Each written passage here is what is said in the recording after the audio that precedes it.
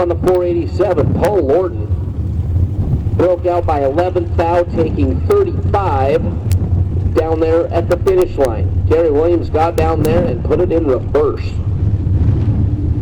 and let Lorton go and broke Lorton out. So Gary Williams advances 009 and 3 above. To moving around number 4 is Gabriel Hernandez Jr. and James Ward.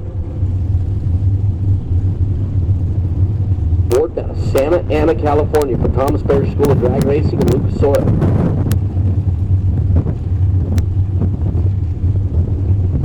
$4.99 down there for Ward. $4.97 for the Sonora, Mexico racer.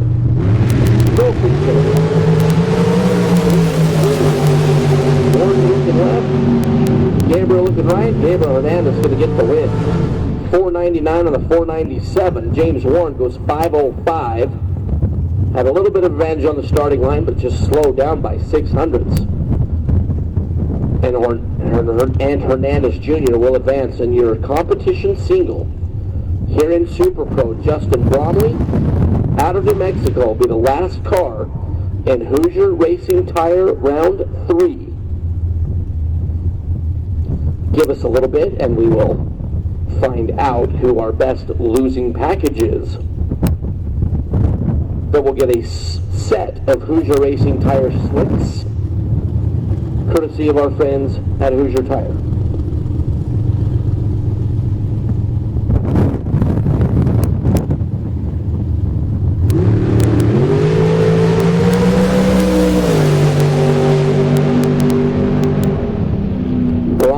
With a free look at 461, he's led by 14 and then goes 4 over 465, and that'll round up. That'll wrap up. Man, words is hard. Or round out. Round up, finish, complete. Round number 3, Hoosier Racing Tire round number 3. The quality is obvious. That's why Mark Williams high torque axles are the most trusted in drag racing. MW axles are forged from superior alloys and are tempered for higher strength and ductility. Each axle is custom machined for the exact application, including length, taper, and spline.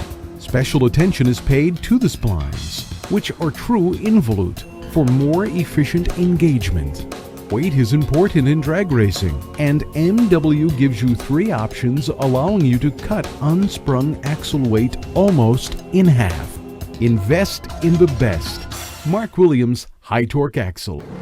What's cool about the dash is it has multiple different screens that we can preset on our laptop. So we have a street dash, and then we have, like full-on race where it just shows the tack, what gear she's in, and then water temp, and oil pressure. And then we also have the screen that has all of the parameters on one screen. We use that when we do our dyno testing and tuning and stuff so that we can monitor everything at once.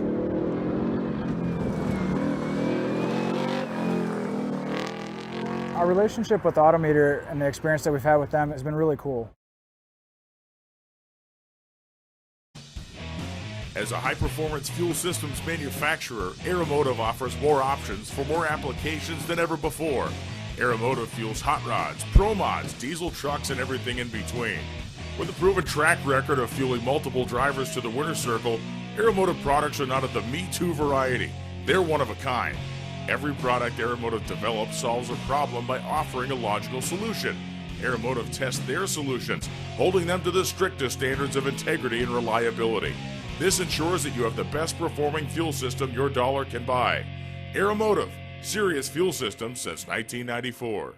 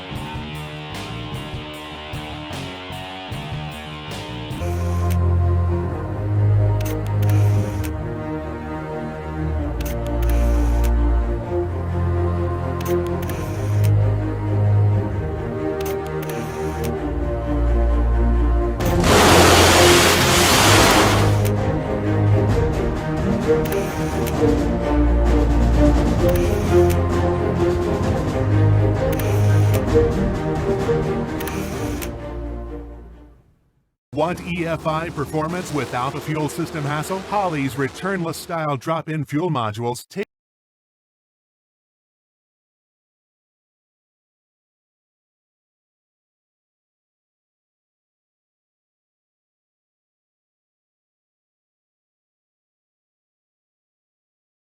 Looking for high performance?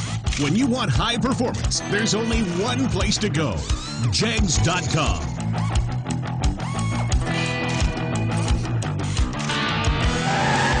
Jegs.com has the largest selection of high-performance automotive parts on the web. When you need high performance, Jegs.com has the part you want, when you want it. Want performance? You've got it. Jegs.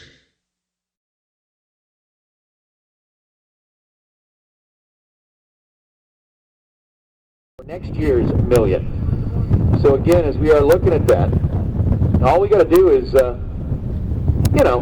come on up here to the tower, buy your tech card. And again, racers, just keep in mind, just because you buy your tech card doesn't mean that it's like a locked, done deal, no opportunity. If something were to go wrong tonight as we continue on with the rest of racing, but hey, just get a jump start on the whole deal. Give the $60,000, the over $60,000 in racer appreciation prize. I'd say a lot of that has gone out the door, but we've still got a huge chunk left. As we got all of our round prizes, we've still got some additional reaction time awards and additional random prizes that are going to be making their way out. But the Spring Fling Facebook page and the social media outlets like Twitter and Instagram, and you guys do Snapchat and all that kind of stuff? We just post it up and then it blasts everywhere? Kinda. Okay, fair enough.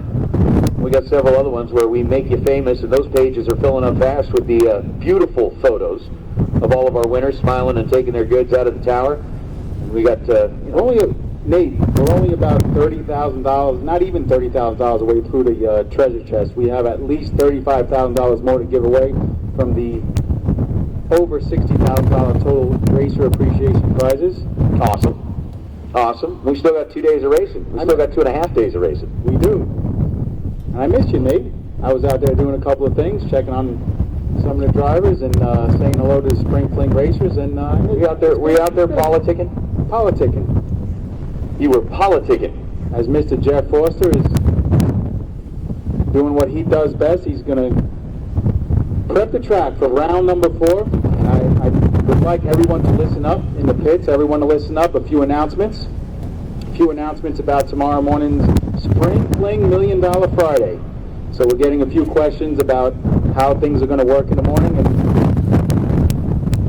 So first of all, we have the run for the, well, Nate, you already mentioned that tech cards are open tonight in the tower. You can buy them tonight or you can buy them in the morning, but typically in the morning there's a pretty big rush. So if you'd like to buy them tonight, you can do that. See my wife Emily in the tower. Tomorrow morning, the Brodix run for the 50K. I want to make everything clear about that run session. So everybody on the property, whether you're entered into the million or not entered into the $1 million race, you are eligible to enter that run. So it's one time, that's basically going to be also count as your time run for the million if you are in the million. So everybody on the property is eligible for that Brodix run for the 50K. The way that is going to work is it's $50. There are almost $10,000 in the top 3 prizes. The top prize for the best package, regardless if anybody hits the perfect run, the top prize from Brodix is a Brodix set of SR20 heads. The second best package of that session, of that run for the money session, is going to be $2,000 cash, and the third best package will receive a 2019 Spring Fling Million entry valued at $2,000. So everybody in the pits, I know a lot of people have been asking how many time runs, what's going on in the morning. Well, just like the flyer says, it's going to be we're going to start things off with the Brodix run for the 50K. So that is basically going to also count as your time run for the million. And if you're not in the million, you can also still participate in the Brodix run for the 50K. So basically, anybody and everybody, if you got a car on property that's been teched in and has an entry to the event, not just $1 million, but you got a car on property that's been teched in, you're eligible. $50 cash paid in the staging lanes tomorrow morning when we call up the Brodix Run for the 50K, and we'll call them by category, obviously, because if we just say, all right, y'all come up, then it's going to turn into like a massive traffic jam. Right. And that gives everyone the opportunity, whether they're entered into the race or not, a shot at the 50K and a shot at the prizes, and another run down the racetrack. So it's pretty cool stuff. And even the better news is, I know it's pretty windy, it's very windy out there, and temperatures are dropping, but tomorrow morning, as the day goes on, the day is going to, I just looked at the weather, and we're going to end up with a nice warm. It's going to start off a little bit windy, but as the day goes on, Nate, the National Weather Service is showing a really nice day on tap for the afternoon and the evening. Yeah, it's going to be really nice as we get down into the nitty-gritty of the million. It's going to be really nice as we get down into the Sparko Racer Appreciation Party, which I see that they're kind of already setting up in the area where it was last year, because when you put it down here at the end of the grandstands, it gives everybody an opportunity to be at the party and still watch whatever is left of racing that we're going to have going on that night. Yeah, we had one of the best racer appreciation parties down in that area where the picnic tables are, and that's our intention tomorrow night. And Mother Nature is going to play in our favor tomorrow, just in time for right around when round one of the million kicks off. The temperatures are going to start going up, the wind is going to start going down, and as the day goes on, it's going to get nicer and nicer. So Mother Nature is going to work with us for our biggest day of the year. We look forward to it. It's going to be some life-changing money, and I'm pumped. I think it's going to be awesome. Hey, Pete, while it is quiet, I do want to make this announcement one more time, as unfortunately we've seen another car pull into that dirt area down there at the far end of the drag strip grandstands. Essentially, that area down there that is not paved, each and every time that a car pulls into that area, essentially you're stirring up dust that the wind is carrying over onto the racetrack. And in consideration of your fellow racers that are out here, we want to make sure that we keep that to an absolute 100% minimum. So please, racers, race fans, leave the cars parked back where they're at on the pavement. Do not bring those cars out onto the dirt areas. It does stir up that dust, and anything that gets into the air, well, we've seen how the wind carries it around out here, including the wrappers and all of that kind of stuff. So please, if you would help us out, make sure that we keep those cars completely off of that unpaved area. And anywhere that you think you may be stirring up some dust, let's not get out there, because right now, with the wind blowing around, it's one of those things that could impact the racing service. We don't want that to happen, so we appreciate your cooperation. It's definitely not that we don't want you down there watching the races. It's just that with the wind out there, we don't want to inadvertently stir anything up that could cause some issues down there for the race cars. So we appreciate your cooperation.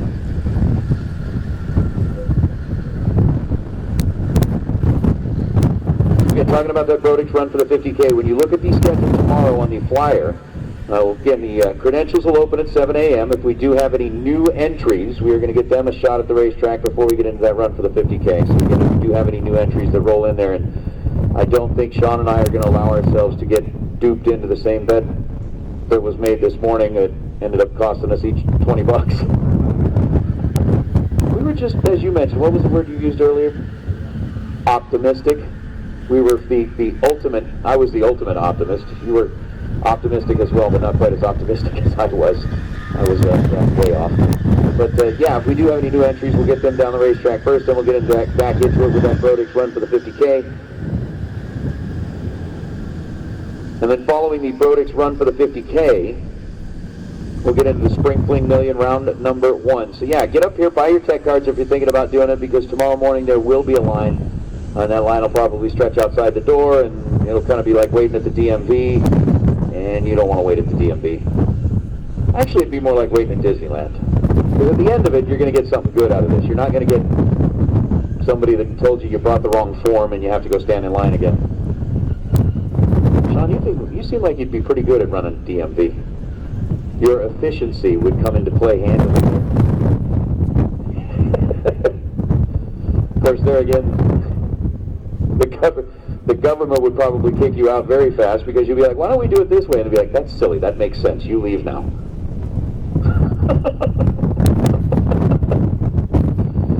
Oh. No, we got some track prep going on again, talking about what's happening tomorrow morning. Brodix Run for the money after we do our new entry time runs. Then we'll get into round number 1 of the Spring Fling Million. And Of course, all of this not possible without our sponsors, so we want to thank them, like, right now. A proud sponsor of the Spring Fling, Autometer is the brand that champions depend on to keep them running at their best. Check out the complete line of gauges and data acquisition solutions at autometer.com. Power, precision, passion. Autometer.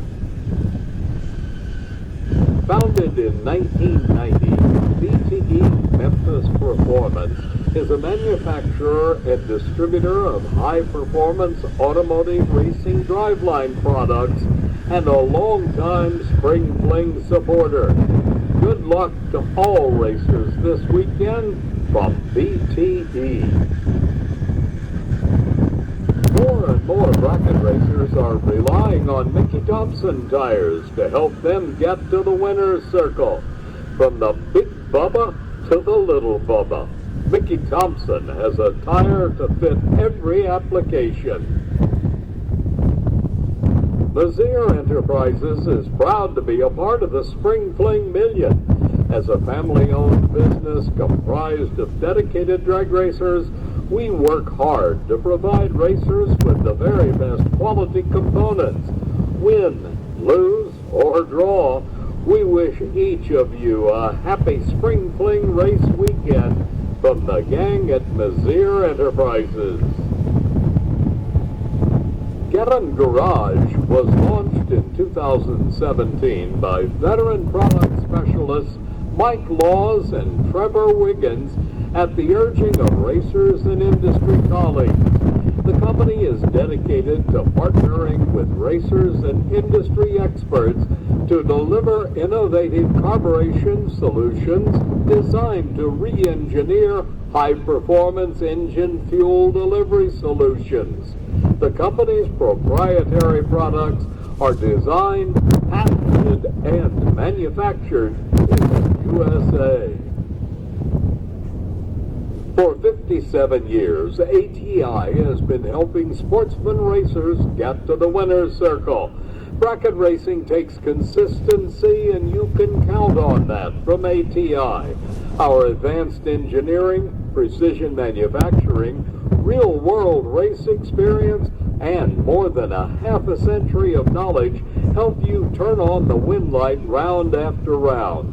Next time you're in the market for a new 2-speed or 3-speed transmission, torque converter, super damper, or parts to upgrade your current transmission, let ATI supply you with American-made quality products. ATI is family-owned, has a staff of 70 people who work out of 100,000 square feet with 30 CNC machines, and we do it all in Baltimore, Maryland. Whatever you need, ATI can help. Check out ATIRacing.com or give us a call at 800-ATI-3433. Performance is our passion, and we can make our passion your performance. Regal's Performance Fiberglass for 25 years has been building fiberglass and carbon fiber dragster bodies and components. More than 90 leading chassis shops and builders rely on Regal's for high quality, lightweight components. Stop by Regal's this week at the Spring Fling and receive a 10% discount. Alltronics welcomes you to the Spring Fling Million. With over 20 years experience, Alltronics manufactures a range of products including weather stations, lithium batteries, and data recorders. To get to that final round, remember Alltronics. Order one now at www.altronicsinc.com. Lindsay Racing Products has been manufacturing quality racing wheels and components since 2003. We have proudly been a sponsor of the Spring Fling since year one. Check us out on the web at lrpwheels.com and give Lindsay Racing Products a chance to enhance the look of your hot rod. Bell Racing Helmets are giving away 3 helmets directly to the racers here at the Spring Fling Million this weekend. Bell offers helmets to fit all racing budgets, with helmets designed for comfort and safety. Visit www.bellracing.com. Gothy Enterprises will award a CVD drive shaft assembly at this year's Spring Fling Million. Brett Gothy will be on hand here in Vegas to answer any questions you might have or to take orders also. Strange Engineering has been the leader in driveline, suspension, and brakes for over 50 years. From street cars to top fuel dragsters and everything in between, Strange has evolved its product line to handle the most demanding of applications. Remember, don't just race, race Strange.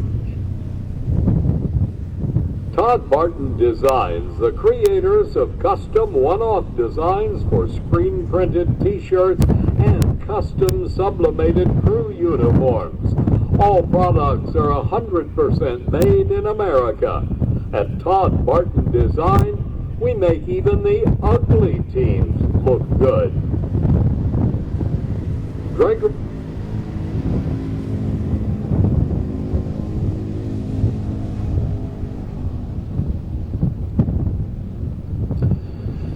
Just throwing a couple of laps of spray down on the racetrack just to make sure that we've got this thing in the best condition that it can possibly be in. Getting ready to go into round number 4 for our Pro 38 category, again the W.W. Williams Pro 38. This is the Mickey Thompson round, and we're back there calculating and figuring numbers for our best losing packages. In round number 3, the Hoosier Tire round. So, hold on. I'm getting messages from atop the scissor lift that I'm going to have to check in on.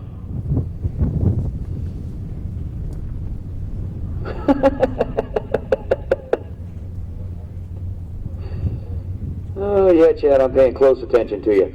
Hey, dragsters, blue sticker, white sticker, dragsters, blue sticker, and white sticker. For round number 4, we're going to start getting you paired up, or getting you into the staging lanes, please. So dragsters, blue sticker, and white sticker. Round number 4 will take you back into the staging lanes. Go ahead and start headed this direction. Dragsters, blue sticker, white sticker. Go ahead and make your way this direction. We're going to get you back into the staging lanes and get you ready to go for our Mickey Thompson. Round number 4 here at the Racepak, $30,000 to win Thursday.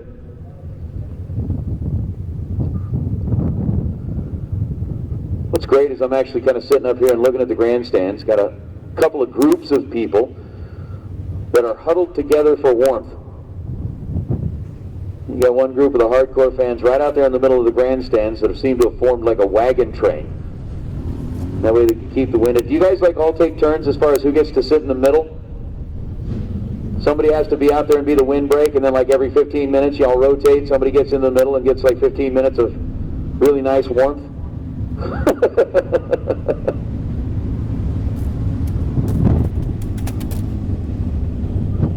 I'm just going to say that if somebody does try to build a bonfire in the grandstands, that's another thing that might not go over well.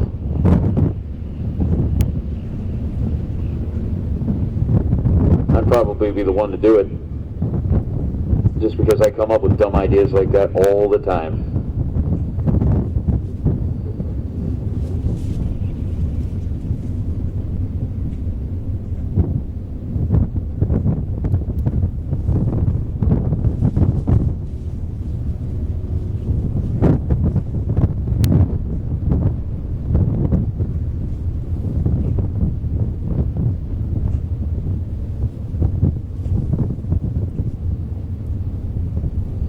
So it looks like the spray buggy is going to go ahead and make its way back this direction one more time.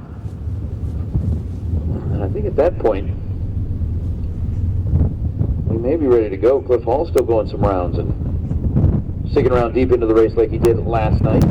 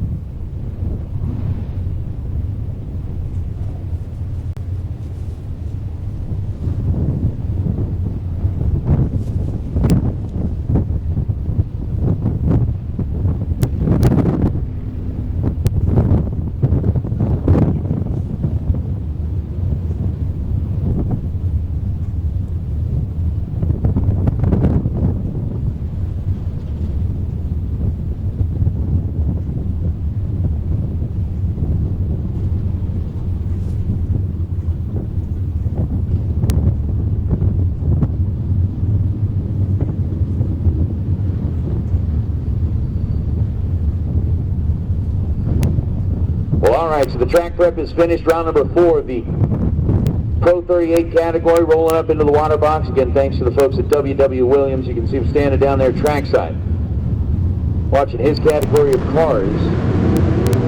Trying to cut it in half one more time. Again, the Pro 38 cars are on a ladder. They're down to just a handful of them left, and the ladder happens to have Anthony Bertozzi and Justin Lamb. Third up here in this go-round, Justin, the double-up world champ from last year, 4-time world champ in the NHRA ranks, and a super stocker that he won a world championship in, now turned into a bracket car that he used down in Tucson to collect up a big check as part of their, I think it was the Friday night shootout. Anthony Bertozzi over on the other side.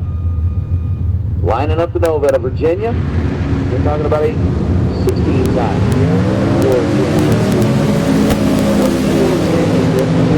Combined as they make their way down the racetrack. Win lights will come on for Justin Lamb. 0.35 on the tree to Bertozzi's 0.28. So Bertozzi was a tick better leaving the line. Gets down there taking 45 thou at the stripe and breaks out 6.21 on a 6.24. Justin Lamb 5.55 on the 5.54. Getting the win light.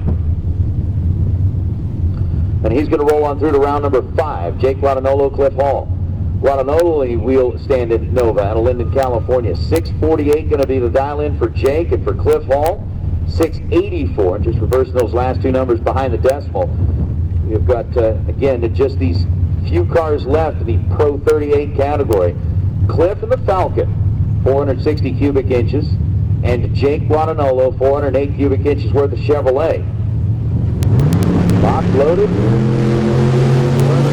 Jake Guadagnolo goes through about 2,000 seconds. So 0.18 on the red sack for Guadagnolo. Cliff Hall ends up running 6.85 on a 6.84. Was 0.43 on the tree, and Jake runs down to a dead on 7. Dialed to 48, ran a 48. It was 18 thou on the red side.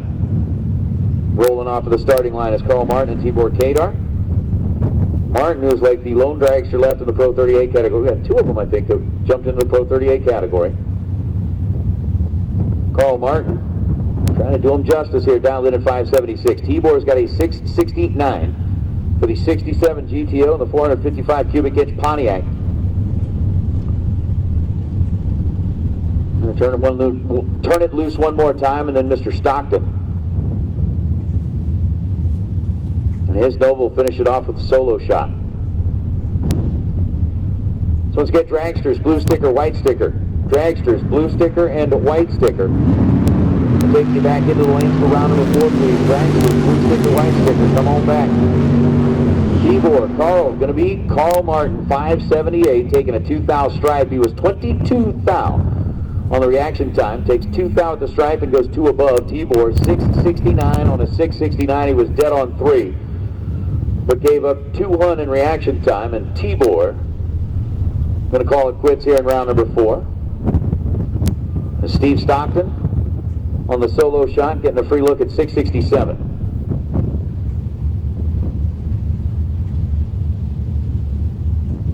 So the Wisconsin-based car. Still, actually, I guess, you know, I could go check Google or something like that and find an exact pronunciation of that, but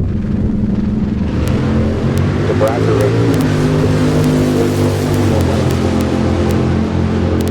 10 on the tree, 670 down the racetrack, 95 miles an hour. Stockton finished up the solo shot. So we'll get those cars that advance. We'll go back and do the calculations that are needed to determine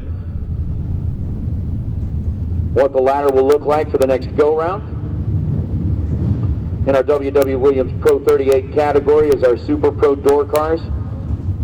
Ready to roll up right now. Pete Pennington in the Roadster and Chris Northup, or Northup. Keep on to throw an extra R in there. For the Guess Who Racing team out of Boise, Idaho. Northup,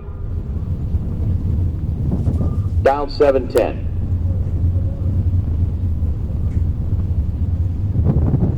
Pennington, dialed 478.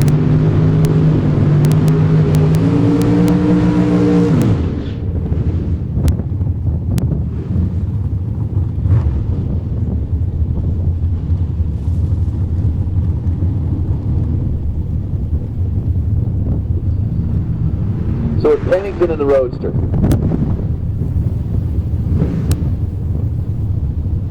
I believe Racepak followed up by another Pennington. 478, giving up a big head start to Northup in the combination Camaro and Firebird.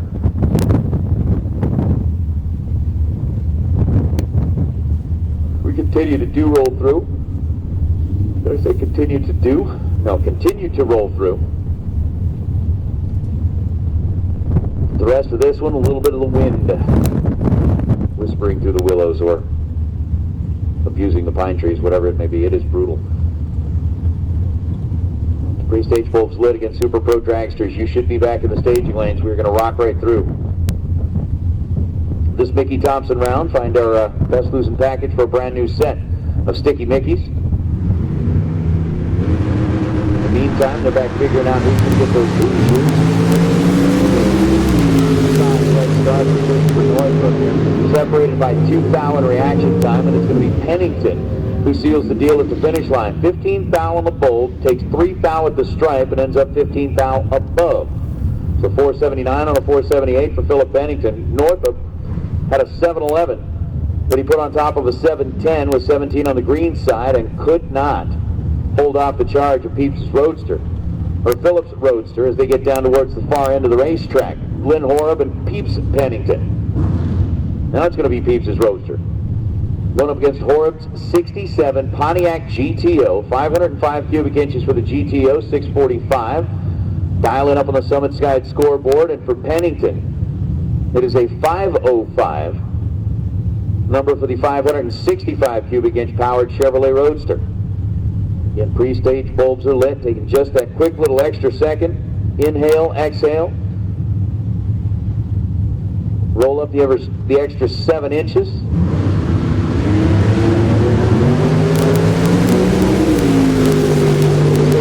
got control of this one. That'll finish it off. 006 to Lynn Horeb's 027 light. Lynn ends up 500 above, but Peeps Pennington 200 over the dial. 507 on a 505. They'll get the win light, and the ladder now in for the next round of our Pro 38 category, where it's going to be Stockton's Nova taking on Lamb's Cobalt, and it's going to be Martin's Dragster going up against Hall's Falcon. It's the last 4 down into it, Stockton and Lamb, Martin and Hall. Those are what the pairings are going to look like with Race Kid and Kevin McClellan. Already in the pre-stage position, Race 525 for the Idaho Falls-based car and a former winner here at the Spring Fling Circuit. And Kevin McClellan out of Rancho Cucamonga, 550.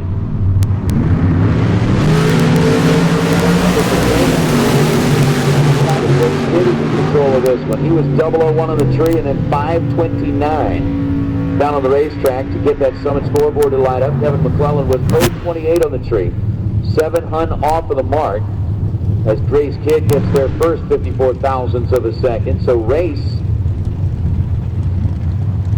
moving around number 5 is Gordon Bovin and Aaron Markham. The Barracuda versus the pickup truck, 689 to a 583, as Aaron Markham's going to get about a second head start. And then Gordon Bovin, the 2 Idahoans, are going to decide amongst themselves who gets to move on. Round number 5. Not wasting a whole lot of time getting them staged up, set.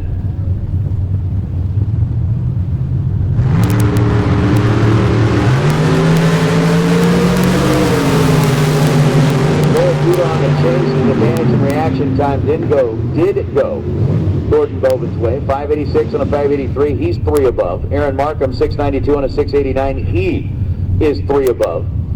Difference in reaction time, 8 thousandths of a second, with Gordon Bovin 13 green, Aaron Markham 21 foul, and Gordon getting their first 11 foul down at the stripe.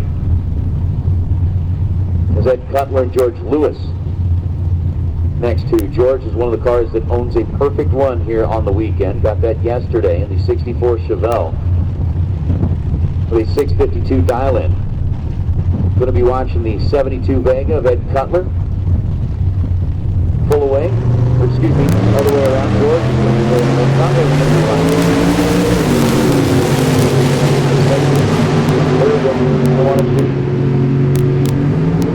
Cutler's going to catch it, pass him, and light up the scoreboard. 17 green for Ed Cutler. George was 40 on the bolt, 3 above, and behind 28 thou at the stripe as Cutler sneaks the nose of the Vega wagon. Across the stripe for a 592 on a 589, exactly 300 above the dial in for Ed Cutler as Ken Sweo and Wes Barner going to be the next two. Wes, who had to battle back through the buyback round. Get to this point on the day, 623 for the Wilder Idaho 421 cubic inch Chevrolet pickup truck. For Ken Sweo in the 72 Fling.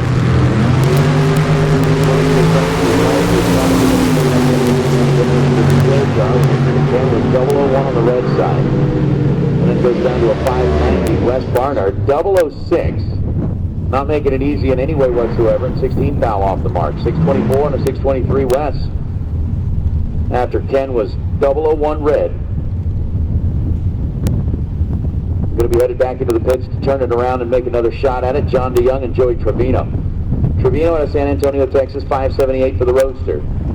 Good for John DeYoung, kind of talking about that story of a guy who was down here, man, just 3 years ago, maybe. Came in, raced about every round, bought back every round, and never won a round. Rolled up here, gotten better and better, and lights up the scoreboard again, 004. Getting there second, and runs 542 and a 541 for the win light. As Joey Trevino, 12 on the tree, takes a 7th thou stripe and breaks out 1,000th of a second, 77 on the 78. Trevino needed to take 6 thou or less to turn that win light on his side as Dan Bain and Mike Coltrane. Going to be the next two. Bain in the 68 Camaro, Coltrane in the 68 Miller-built Roadster, 527 to a 644. Head start goes to Dan Bain, who's based right here in Las Vegas. And for Mike Coltrane,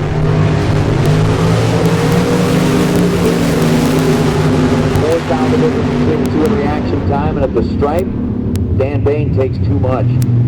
643.4. Took a 29 thou stripe, and then you can get 6 thou back if you wanted to win that one. Mike Coltrane, 528 on a 527. After his 028 on the tree, and the Coltrane train keeps chugging along. There's Jonathan Fiello and Ted Kellner. Going to be next up. Going to go ahead and put out another call for our Super Pro Dragsters, both white and blue run stickers. Super Pro Dragsters. Both white and blue run stickers. Going to go ahead and call you back into the staging lanes, and we've got some best losing packages from round number 3, and that includes Larry Webb. Larry, you've got a brand new set of Hoosier tires coming your way. Come on up here to the tower and see Sean and Jeremy Wilson. Of the Pro 38 cars that went out in round number 3, they did a random tech card draw of those. Jeremy, your card was drawn. That means that you have got $100 worth of K&N gift certificate and $100 in cash coming to you. So Jeremy Wilson and Larry Webb. Webb, you've got a brand new set of Hoosier tires. Jeremy Wilson, you've got $100 in Yellow left side and Ted Kellner right side is Kellner.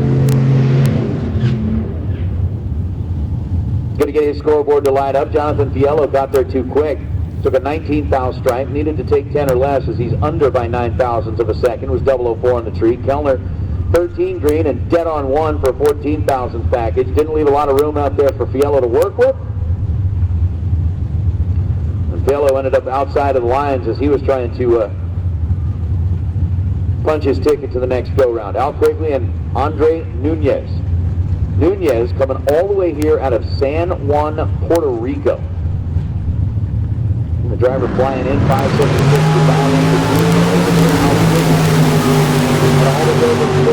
to 544 was the number. 545 is what shows up on the scoreboard, and so do the win lights. As he's 006, leaving the starting line. Andre was 025, 13 thou above. And it was a 14 thou stripe for Al Quigley. They got that left lane lit up down at the far end of the racetrack as Jared Wilson and Chris Whitman. Next to Whitman, who had to buy back in the lemonade machine. 67 pickup truck talking all about lemonade. Reminds me of back in the day with a commercial about whatever his name was. I just remember the old guy in a rocking chair sipping on his lemonade.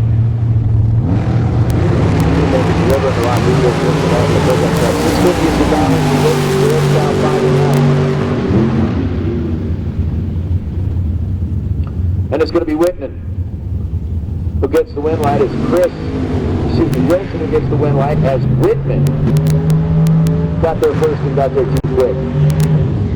Breaks it out 19 thousandths of a second. 6:48.1 on a 6:50. Jared Wilson 5:12 on a 5:09 was 0:38 on the full, but Wilson takes the Roadster.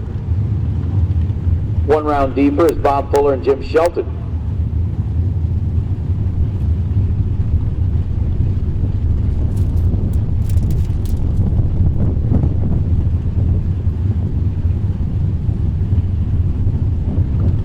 Fuller in the Corvette out of Arkansas, 6:17 the dial in for Jim Shelton, 5:21.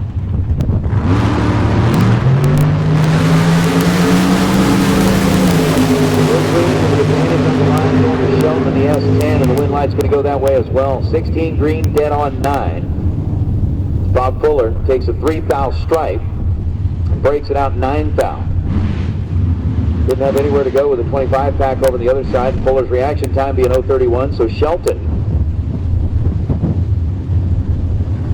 gets the next invitation is Mike Bloomfield and Sean Schaefer. Schaefer's Chevelle out of Boise, 598. The number on the bottom side of the Pennzoil board for Bloomfield out of Fairfield, Ohio. This picks up front, 653, the Sean Schaefer.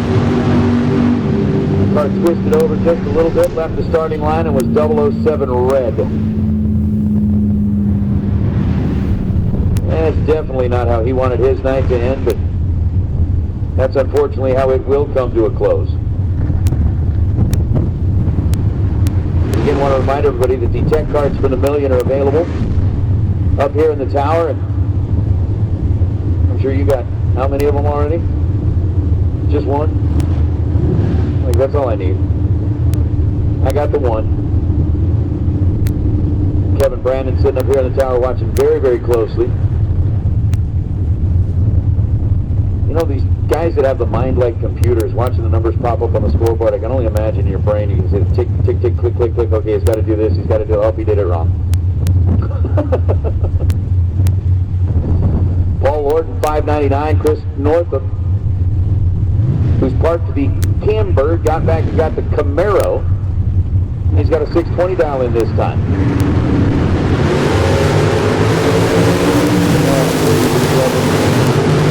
Paul Lorden with time control and 6:08 on a 599. Going to be plenty as Northrop ends up running dead on the dial, but gave up a ton in reaction time advantage. Had a bulb that started with a 1. Lorden was 044, and Lorden taking a 56 thou stripe.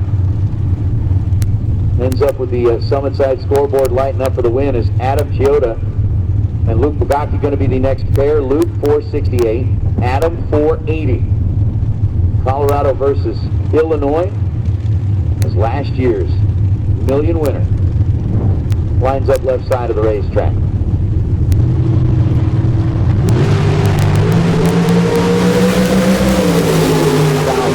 Difference between the two in reaction time. Adam skating around just a little bit down there, but Luke 470 on a 468 was 10 on the tree and took 26 thou with the stripe. Chioda followed him through 483 on a 480. That 15 thou down at this end of the racetrack was converted to 6 thou difference. By the time they crossed the line 660 feet later, with Wade White and Todd Barton going to be the next two. Barton, who designed the t-shirts, designed the crew shirts, designed the staff shirts, and designed the really cool trophy that's going to be given away to our best appearing car. So that kind of clues you into what the Todd Barton design is all about on the side of the race car. Todd's also one of those guys that say, you know what, my dad works at Disneyland. Or Disney. He's like in the corporate office. Alright, maybe not the corporate office, but he still works there. 464 for Wade White. Head start will go to the right side. We're going to go ahead and put out a, I don't know, we'll make it a second to final call. Second to last call for Super Pro Dragster. Blue sticker and white sticker, you've all been called into the lanes.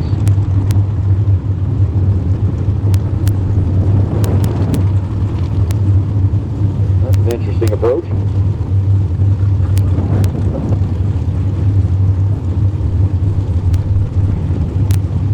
Wade White and Todd Barton both going to sit there and wait on each other for a little while. Kind of watch those rear tires and see if either driver is kind of getting ready to move. Cliff goes ahead and takes a seat down there on the concrete V. As we continue to wait and wait and wait and wait some more. Nah. Now Wade White will go ahead and turn on that bottom bolt. We finally realized, you know what, I've had enough of this.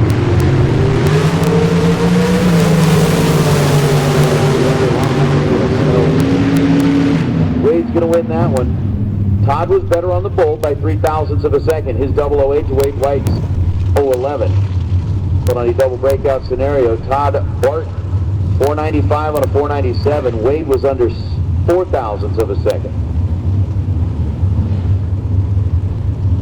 Gets the win light over on the Summit side as Dustin Wirtz and Shane Thompson.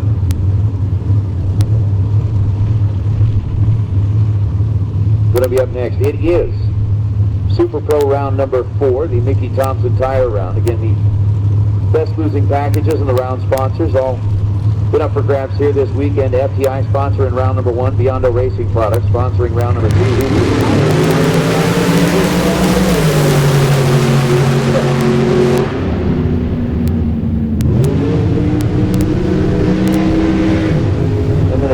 Tree for Dustin Wirtz to go down to a 4.590.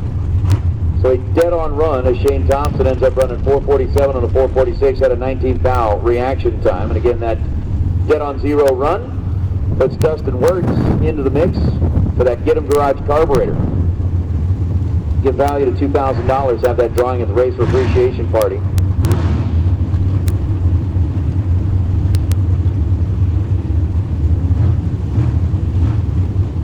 Over on the right side. Zach, how far down do you think it is? Give me a foot mark. From this vantage point, don't necessarily see it. Let's bring up Dan Fletcher and Hunter Patton.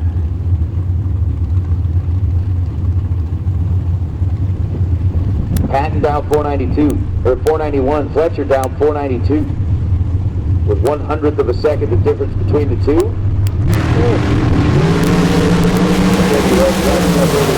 Thousandths of a second reaction time.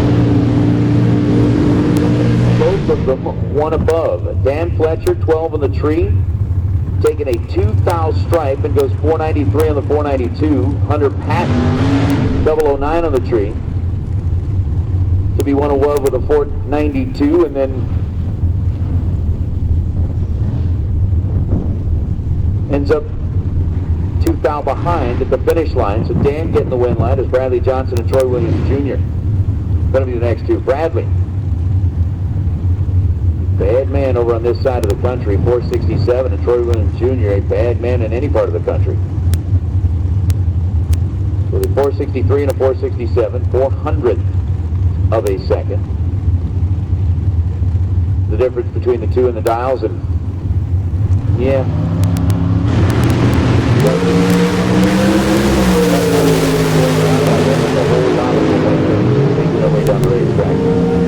Troy Williams on a double breakout.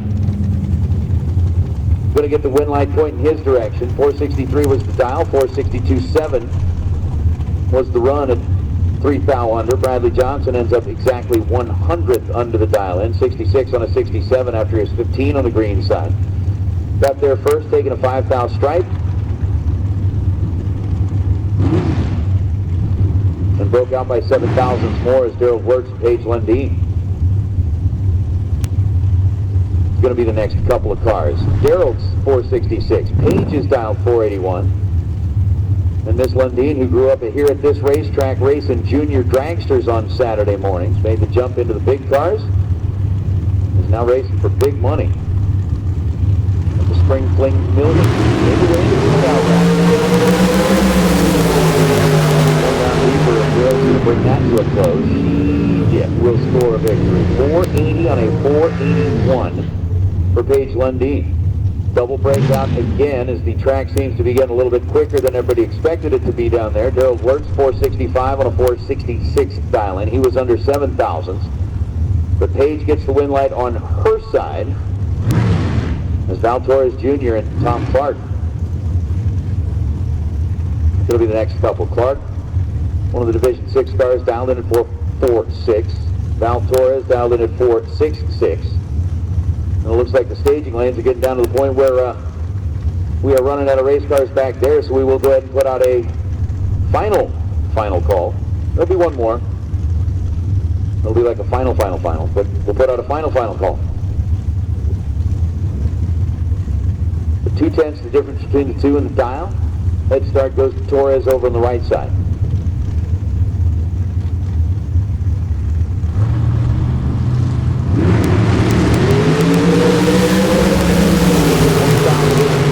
Reaction time, and it's going Val Torres dead on 466 on a 466 for Val. 17th thou on the green side, taking 11th thou at the stripe. Tom Clark 447 on a 446.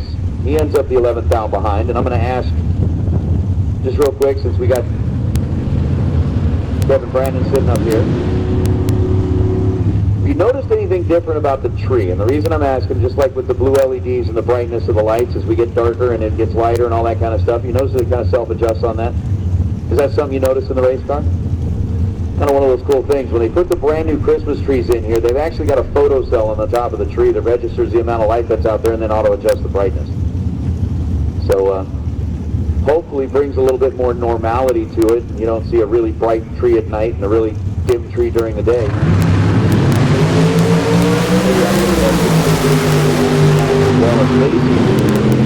4795, that's the 13th thou on the green side. Nathan Martin got a 12th thou bulb and then goes 464. So Martin under 7,000ths of a second, Casey under 5 thou, Casey on a double breakout. Going to get the win light. So yeah, as we continue our way through this Super Pro Dragster round number 4, obviously seeing more and more of the double breakout as it gets cooler and cooler down there. The sun has now gone completely down. Several folks have broken out the parkas. Oh, swear jar. So Peter Biondo has a tendency of asking people, and I'll turn the mic off. Hold on before you leave. What did you say? I'm going to turn it off. We'll take that as an answer.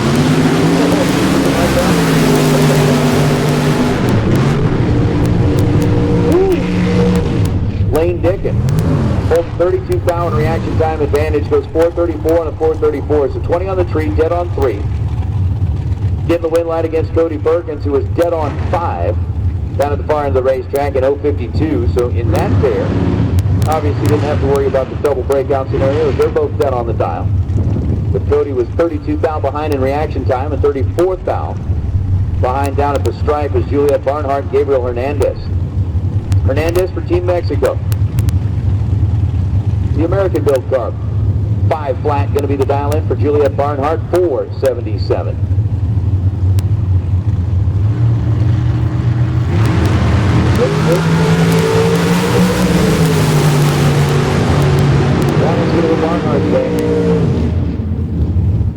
Reds on both sides of the tree, and well, True Star wouldn't have changed that one. The slower of the two cars with the worse red light. And the 11th thou on the red side. Juliet was 007 red. And then 475. But Gabriel Hernandez, if I knew how to swear in Spanish, I could probably tell you what he's saying. But I don't know how to swear in Spanish because he was red dead on. 500 on a 500 dial-in. That'll bring up Dylan Scott and Jackie Jones. Jackie 502. Dylan Scott 465.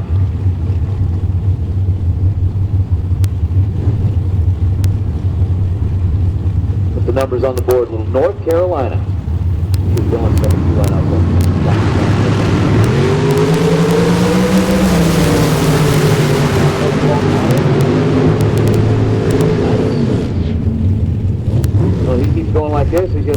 a little gas money on the way home. 462 and a 465 was 14 on the green side. Jackie Jones was 006, and then 498 on a 502. There's Chandler Mazier, John Flagar. A couple of the West Coast cars, little Las Vegas, Nevada versus Escondido, California. Of course, the Mazier Enterprises folks putting up some of those really nice water pumps that we've been giving away as random prizes throughout the week here at the K&N Spring Fling. The Mazier team jumped on board right away when they found out about a big buck bracket race that was going to be happening here. And well, in the past 4 or 5 years, it definitely maintained that relationship and definitely maintained the support that they give for the racers out here on this part of the world. 493 the dial in for John Flagar, part of that Triple J racing team. And Flagar, who was given the nickname Darth Flagar. I don't know, some punk announcer from this track gave him that name.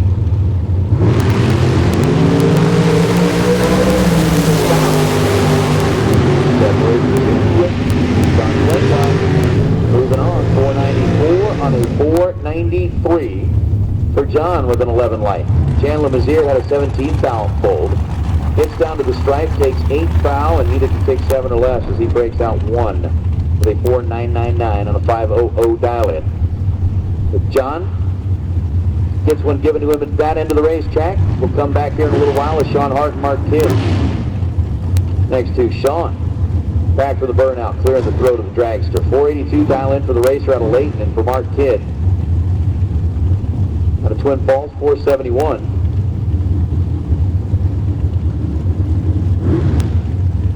As we do get ready to wrap up our dragster go-round, W.W. Williams Pro 38 category. W.W. Williams Pro 38 category. We're going to get you back into the lanes and paired up. Once again, we are looking for Stockton and Lamb. You are one of the pair. Martin and Hall, you are the other pair. So Stockton, Lamb, Martin, Hall. Pro 38. Martin goes 481-2. To finish off the run. Mark Kidd runs 469 on a 71 dial-in, but was 5 thou early as Sean Hart 004. Lighten up his scoreboard again. Pro 38, Stockton, Lamb, Martin, Hall. Take it back into the staging lanes, and Super Pro door car for round number 5. Super Pro door car for round number 5 would get you back into the lanes as well, please. You're talking about getting down into the nitty-gritty here tonight. The turnaround times are going to get a little bit shorter. Cool down time should not be an issue here tonight. May actually be one of those deals where you can start throwing a blanket around the block just to keep it a little bit warmer. I don't know, my part of the world, we know nothing about block heaters. Absolutely zero.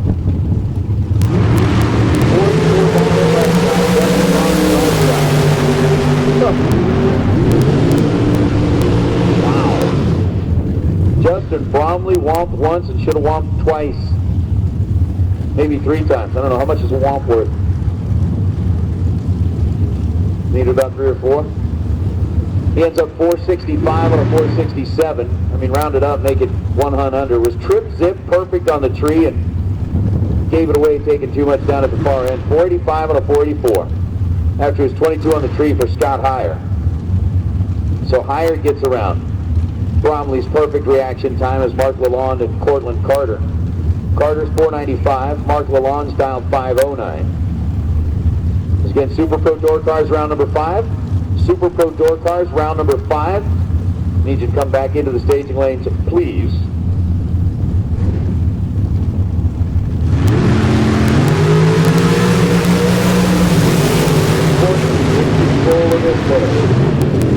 And we'll lock it down, going dead on 8 down at the stripe. 19 green, dead 8 for Cortland Carter. For Mark Lalonde at a 51 light, dead on 7. About 31 thousandths of a second at the stripe, just brutal as Lalonde is going to check out as Alexis Thompson and Chris Forsythe going to be the next 2.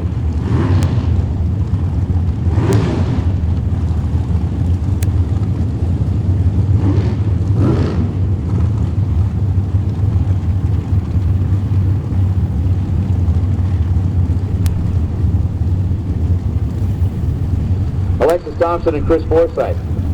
Forsythe, who puts together a couple of big buck bracket races of his own that happened here. Had the one down in Tucson not too long ago. We'll have the one coming up in Fontana Memorial Day weekend, where it just so happens, and I think this is where Forsyth kind of has to look at the deal. So he's got Silver State Refrigeration as a title sponsor on the race he's got coming up in May, and he's got the daughter of the owner of the company that sponsors his race.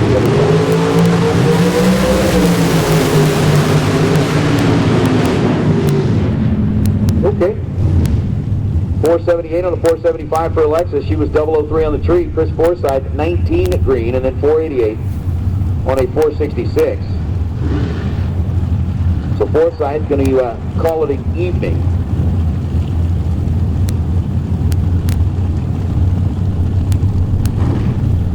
Here tonight as Alexis Thompson moves on, TJ Tracy and Chad Axford.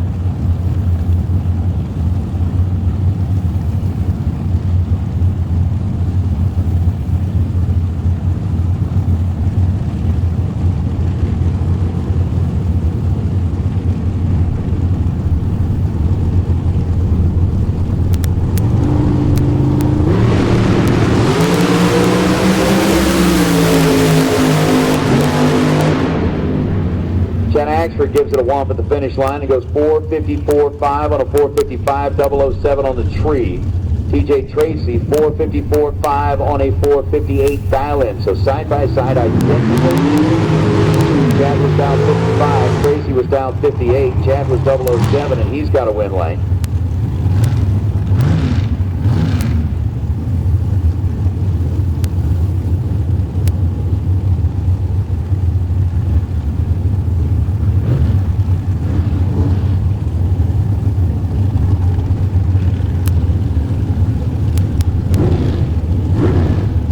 Sears 497, Kurt Gross 498.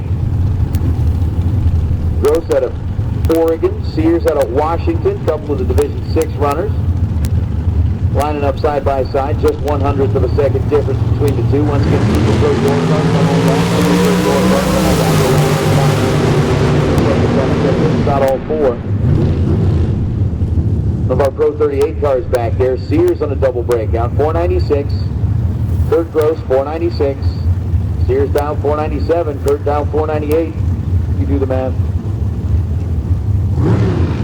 Jeremy gets the win line. There's Bradley Snowball and Kevin Thorpe.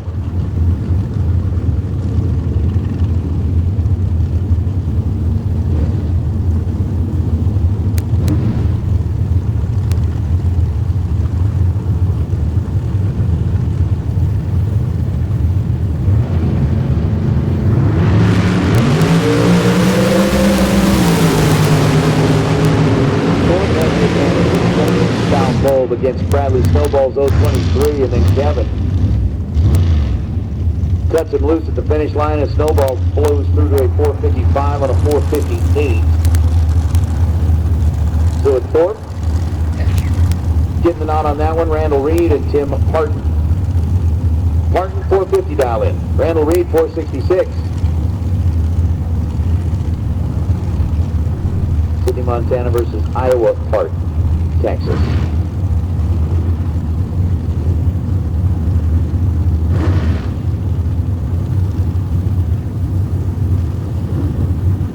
Martin was bringing back, nicely, methodically. And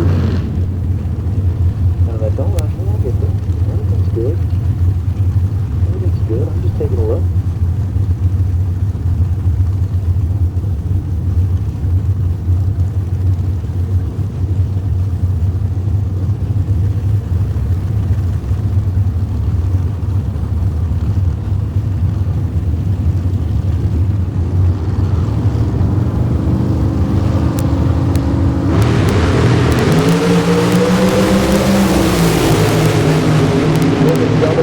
And then 451 on the 450 to get the win. 007 taking 2,000 with the strike. Randall Reed followed him through.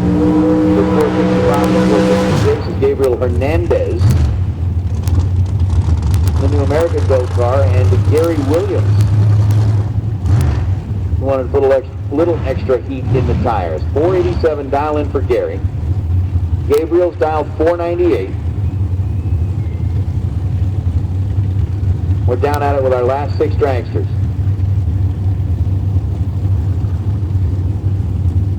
Pro 38 is back in the lanes. Super Pro door cars are back in the lanes.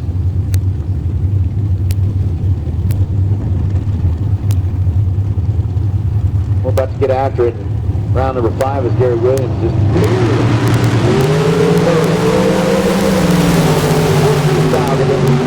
reaction time. The advantage in win goes to Gary.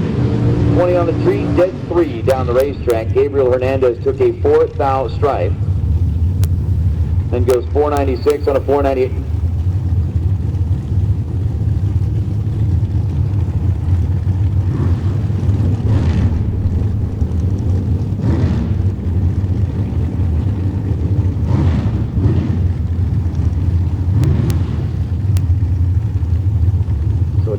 G-Dub picking up that win line. Steve Kastner and Sean Schaefer. Going to be the next 2 as Sean 468, Steve 638.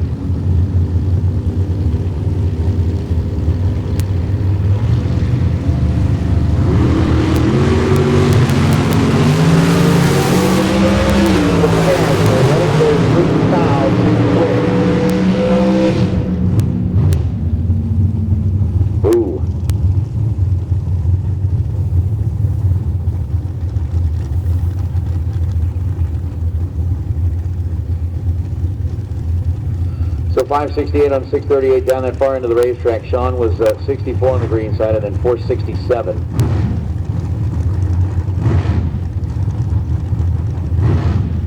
Well, we got Hunter Patton and Scott Ball going to be the final pair here in the Mickey Thompson round number 4. And just in case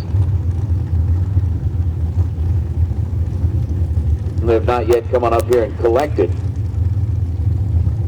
on their round number 3 best losing package, Larry Webb, you got a brand new set of Hoosier tires, and Jeremy Wilson, you've got that W.W. Williams treasure chest draw of a $100 K&N gift card and a $100 cash prize, because everybody likes cash.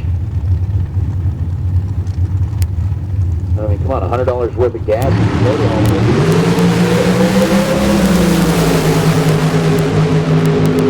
Scott Ball going to get the win as Hunter Patton was 001 on the red side. So Patton fouled it out a thou. 472 down at the far end of the racetrack. Scott 13 green and moves on to round number 5. Speaking of round number 5, we have already got our final 4 contestants in the W.W. Williams Pro 38 category.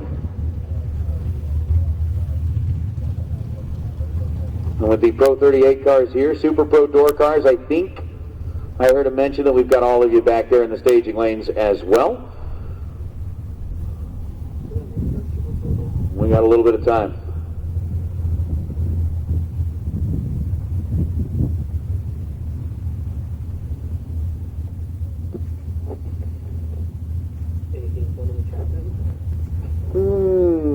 Not so much.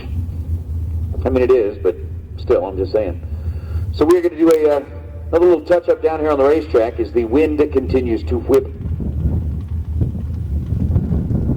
around down here in Vegas. It's starting to slow down a little bit, and I think, as Peter had mentioned, by the time we get down there tomorrow, I mean, at least the K&N flag down there at the far end of the grandstands is still upright, rather than beating itself against the concrete wall like it was before, like a fish that just doesn't want to get into the boat. Smacking itself. Oh boy. Going back to the Forrest Gump. I didn't, well, yeah, okay, you're right, I did. Putting our swear jars filling up. We're going to have a nice little donation for the folks at Racers for Christ by the time the weekend is over.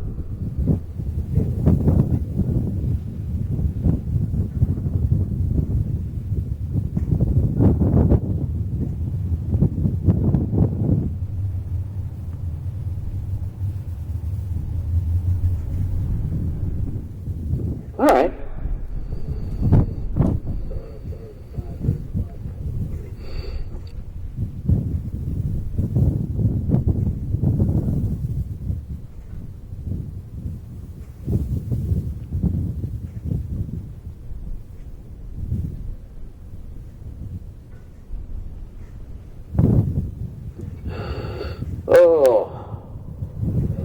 to get down to that slap happy point in the evening, and I can't wait till Saturday. Saturday is going to be a lot of fun. I'll tell you, I know that this morning we got a chance to get Jed on the phone, and I know that it's, he brings a certain personality, a certain pizzazz, a certain excitement to the race with his kind of very endearing methodologies and the way that he tells stories and the way that he does things. I mean, I still remember telling a story about biting the inside of his cheek and having to feel like somebody had taken a weed whacker onto the inside. I mean, I think those things, but I don't say them in the same way that he does, because usually when I think those things, they're full of like cuss words and that type of stuff, and I don't have a way to get them out without swearing, so I usually have to, keep them to myself. The best, no, the swear jar doesn't cover those of us that swear on the microphone. Yes. If you've got a helmet on, then that's one thing, but you can't exactly have a mic on and start swearing, because somebody's going to get offended, and then it wouldn't be a good thing.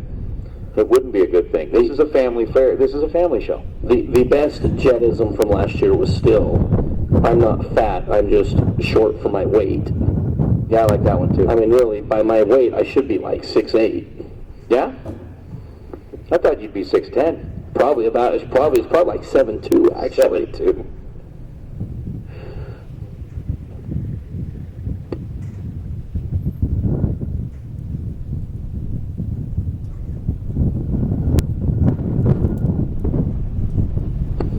So another thing I just noticed. Yes, sir? It is 3 hours and 10 minutes until the day of the Kyle Seipel. Oh. So we're 3 hours and 10 minutes away from Kyle's birthday? Absolutely. All right. That'll be fun. I think Peter is well aware that, given the fact that Kyle's birthday falls on 4/20, it's also the night of the Sparker Racer Appreciation Party. I think everybody should be well aware.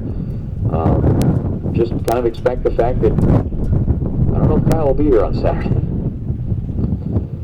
On Wednesday, Kyle told me that I was responsible for him on Friday, and I said, I don't have the bankroll to hire that many people to help me, because that's definitely more than a one-person operation. He dropped that on your shoulders? He did, and I was like, that's just not fair. So that you had to hold the responsibility? Yeah, that's just not fair. I mean, holding the responsibility is one thing, but holding the responsibility for that on a birthday?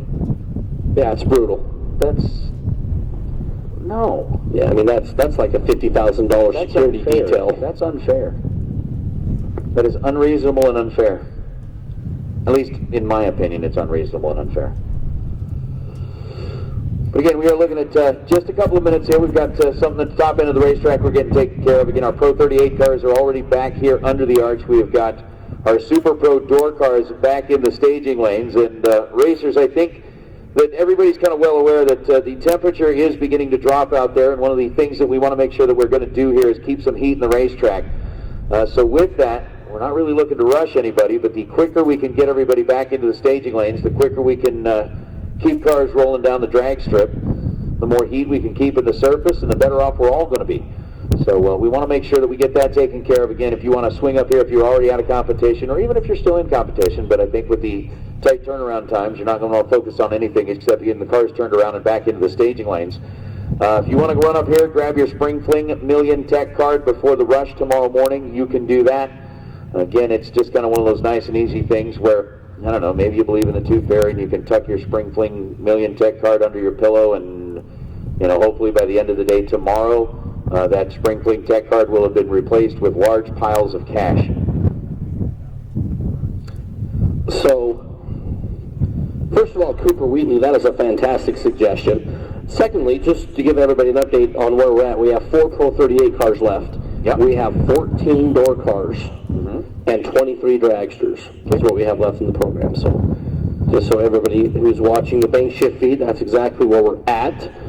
So we have 4 W.W. Williams Pro 38 cars, 4 of them left, 14 door cars, and 23 dragsters left here on Racepak Thursday.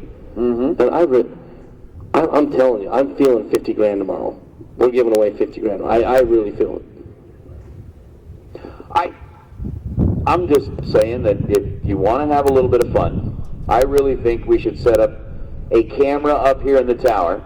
And I don't know if Chad can do it or not, but if he can do a picture-in-picture inside the live feed, I don't know if they can. But I think we should kind of park Kyle and Peter over in the other room, put a camera on their face, just because every time you see that perfect reaction time turn up, one of them turns white, the other one faints. And it's awesome to watch. You start yelling perfect reaction time and they're like, "Oh!"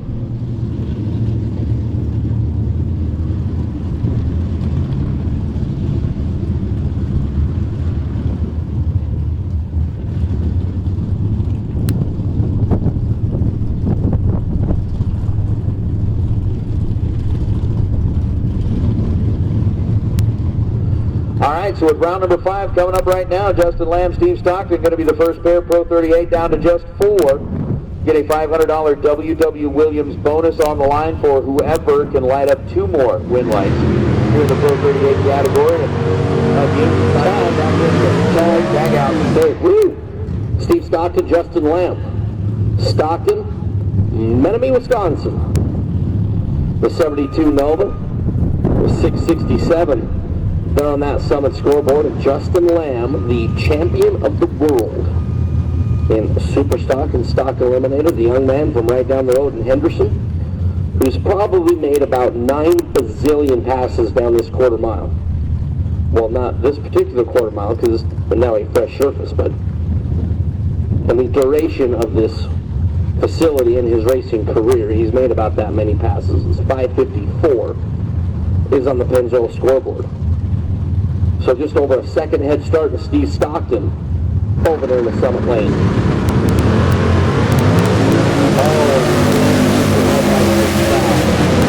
Stockton will be finally down in that WW Williams Pro 32. This is under by 11.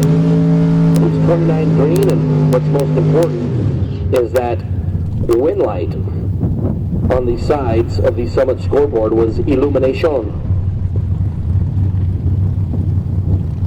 And Justin Lamb bows out via the red light by 6. Now, Carl Martin, the Madman, out of Riverton, the rear engine dragster, 577 for the Utah-based runner. And Cliff Hall, who made it to this exact same point yesterday, was in the semifinals. The Carmichael, California 64 Ford Falcon, who will be leading first by just over a second. Cliff flickering that bottom bolt in, and Carl Hall goes fires long.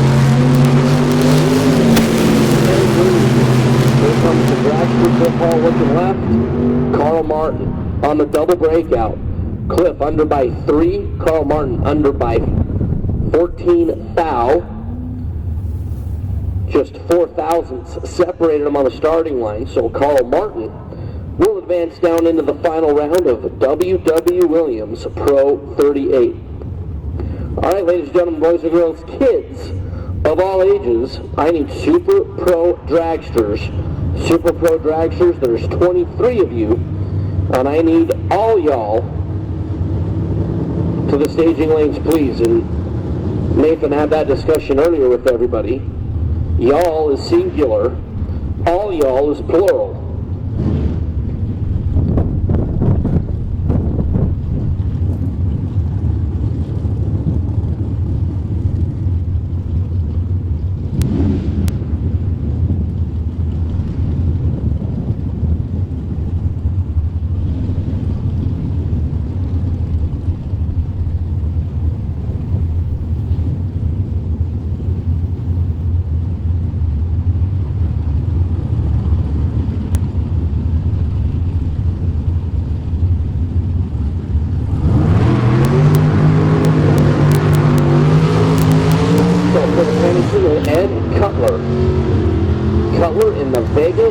Out of Meridian, Idaho.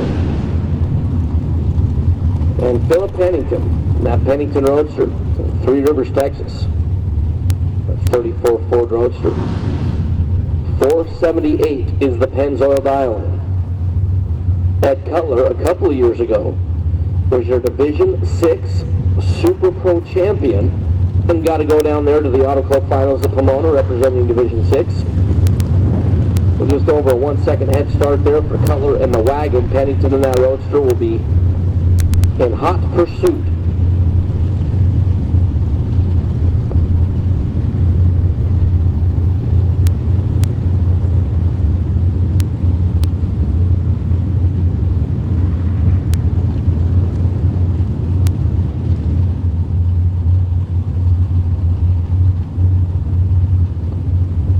is in.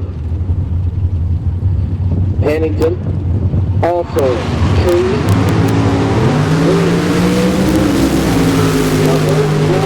Pennington right lane.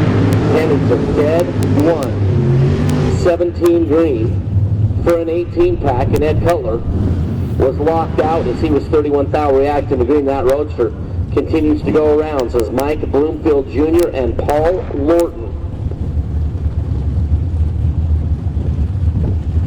Bloomfield in the S10 pick 'em up, 653 on the dial, and Paul Lorton 598 in that gold on black Mustang. And Lorton, pretty much for the whole weekend, has been in that right lane. He's over on the right side.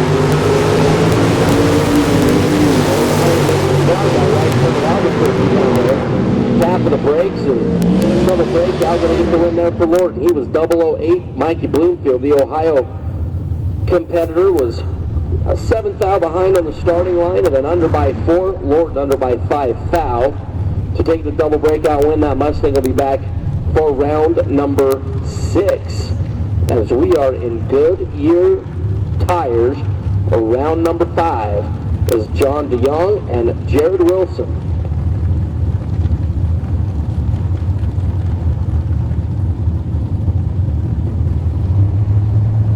Jared Wilson out of Mission, Texas.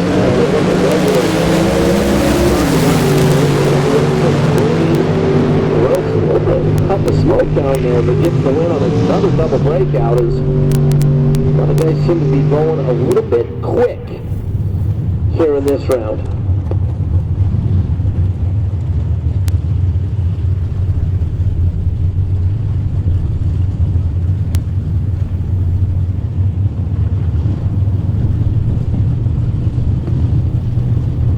So Jared Wilson gets the win on that double breakout, 006, 009. John DeYoung was 006, Wilson was 009.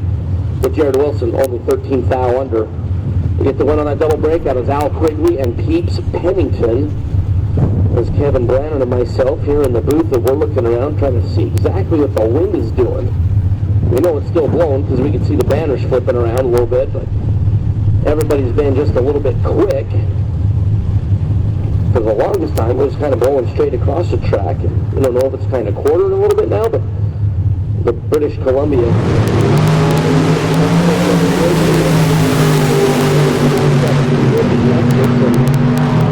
The 1 thou separated him on the starting line, and 1 hun separated him at the finish line as Al Quigley goes 003, dead on 8.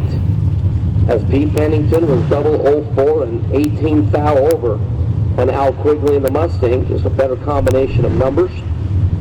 To advance, Pete's going to bow out and will be left to cheer on Brother Philip. It's Jim Shelton and Gordy Bowman. Gordon, that immaculate 72 Barracuda out of Boise.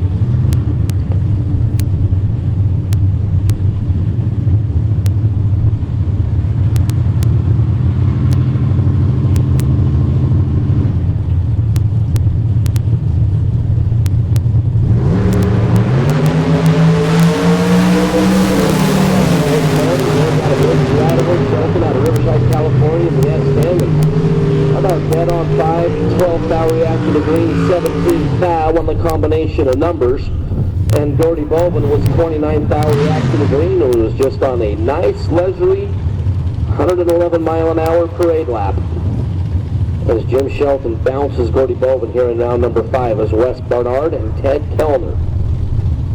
Barnard out of Wilder, Idaho in the pickup truck left lane, 623 is the dial.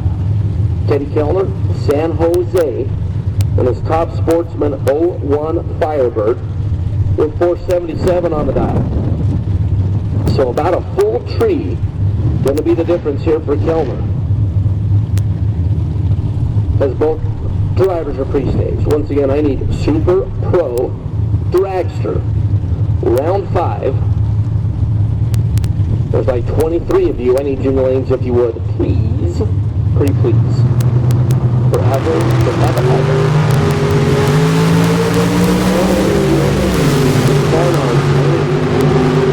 Barnard winner.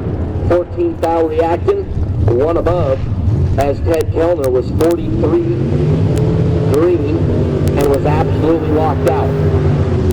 Wes Barnard will advance into round number 6 here on Racepak Thursdays. John Flagar and Mike Coltrane. Coltrane, 68 Chevrolet Camaro there in a Pennzoil Lane from Boise. And John Flagar, Las Vegas, Nevada. Flagar family. Some real good people who call this place home. 491. In another situation where we got about a tree on the difference in dial-ins. Coltrane running on the throttle slide.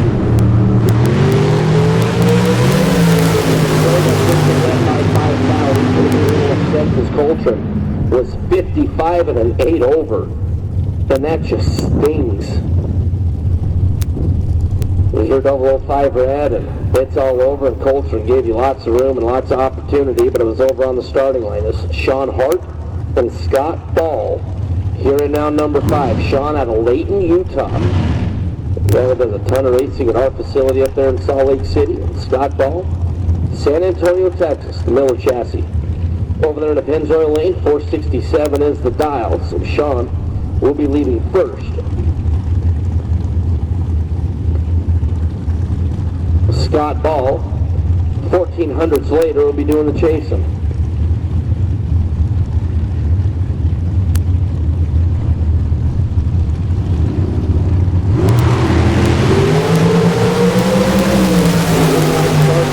Scott Ball right lane. Boom. That's just dirty. Scott Ball, 10 thou. Green, dead on 3, 13 pack. Sean Hart was 21 on the green line. Starts dead on 0. And he'll put it in the trailer for the night. Scott Ball advances up into round number 6 as Sean Schaefer and some guy named Dan Fletcher. Schaefer out of Boise, Idaho. Fletcher, the professional drag racer for Team Peak. Churchville, New York for Mr. Fletcher. 491 on the dial-in there, Pennzoil side. He'll be leaving first. Sean Schaefer, very accomplished racer out of Division 6. Alongside one of the best on the planet in Dan Fletcher.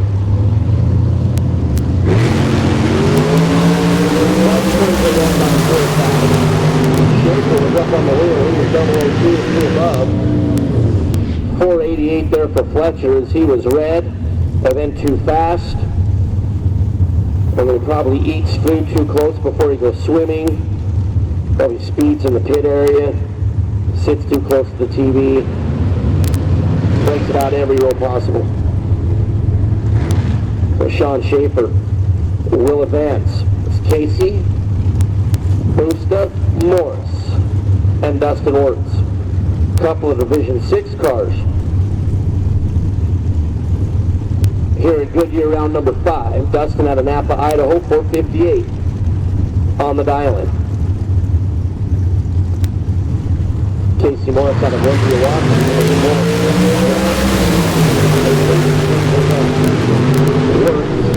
It's a preview of round number 6 as he's quick by 3 and 22 green. But will advance as Wade White, Chad Axford. Chad for Team NACL out of Portland, Tennessee. And Wade White, the D3 competitor with 463 on the board. Axford, 454, will be doing the chasing.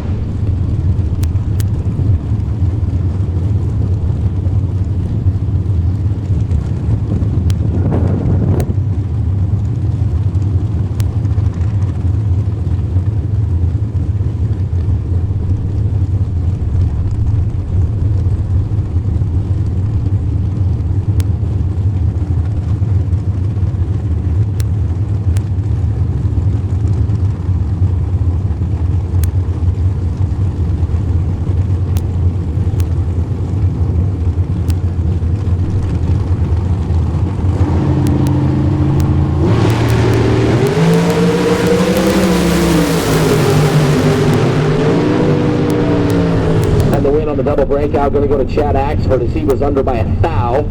Wade White under by 2 thou. Margin of victory, when you carry the 1, subtract, multiply, divide, times it by pi, 11-10 thou will be your margin of victory. Chad Axford, as he's going to move it into round number 6 as we bring up Luke Bogacki and Paige Lundeen. Paige, 480 on the board. Cool Hand Luke, 467 for the professional drag racer for Team K&N. Luke was your $1 million winner last year. Paige Lundeen out of Murray, Utah. With Dad Brandon and the team. Paige will be leaving first. Luke's going to spot her 1300. Going to go down via the double breakout. Paige Lundeen was up on the wheel. She was 001. Luke was 18 on the green light start, under by 15 thou. Paige was under by 18 thou. And Cool Hand Luke by 3 thousandths of a second will advance into round number 6.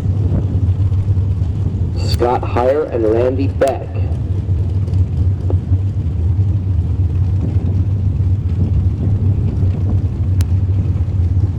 As Randy Beck has done the burnout and is currently sitting out there, the car appears to be locked up.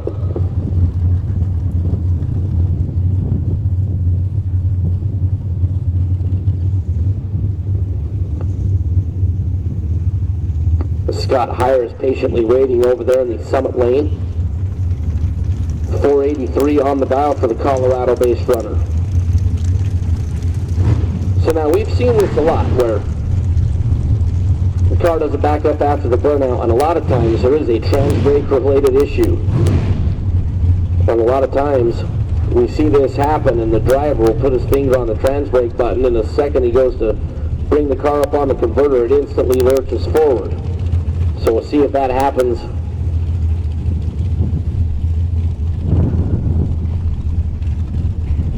Oh, but now we're going to be shutting off over there in the Pennzoil lane. Scott Heyer will get the competition single there, tough break over there.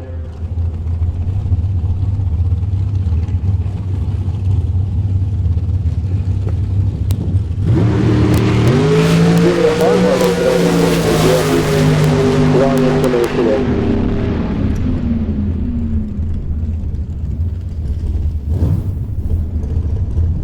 So Juliet, tough break there for the young lady. Scott Heyer gets the freebie.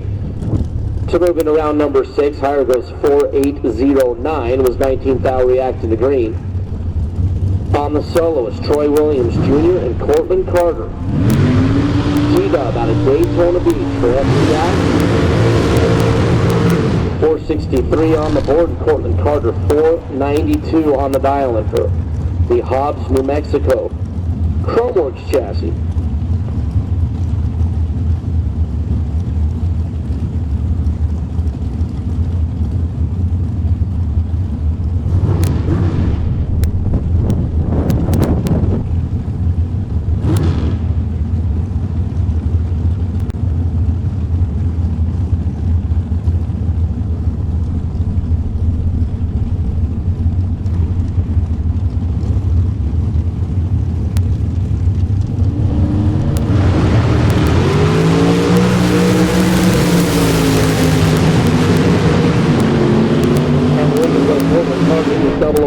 Green, and T-Dub got down there, broke out by 5 thou, taking 4th thou, but Cortland made it really tough as he was 10 tack. And Troy Williams Jr. bow out here, Cortland Carter, 007 Green, dead on 3, and that's a pretty good pass to put Troy Williams Jr. on the trailer. Is Dylan Stott and Lane Dickon, pretty good matchup. Dylan Stott, Columbus, North Carolina, 458 is the dial. Lane Dickon, 434 for the Tennessee-based driver who a couple years ago was the runner-up to that Jeff Verdi guy in the $1 million race.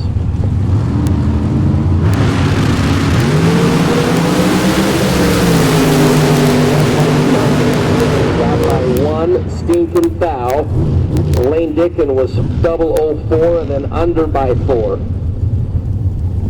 And Dylan Stott's night will come to an unceremonious end by that stinking 1 thou red light. Lane Dickon 004 on the green and will advance. Jeremy Shee. Kevin Thorpe alongside there in the Pennzoil lane. 454 is the dial. Sears, Port Orchard, Washington. 495 on the board.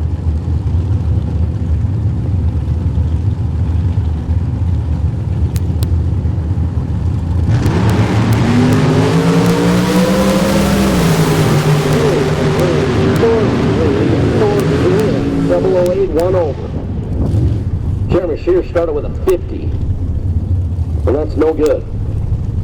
So Kevin Thorpe, the Texas-based dragster, will advance down into round number 6 as Alexis Thompson and Val Torres Jr. Chino Hills, California. The TNT Supercar. Over there for Val Torres Jr. Racing and Val Torres Construction. See Brother Gabe and the whole team out there behind in the Pennzoil lane. Saw Val Sr. earlier today.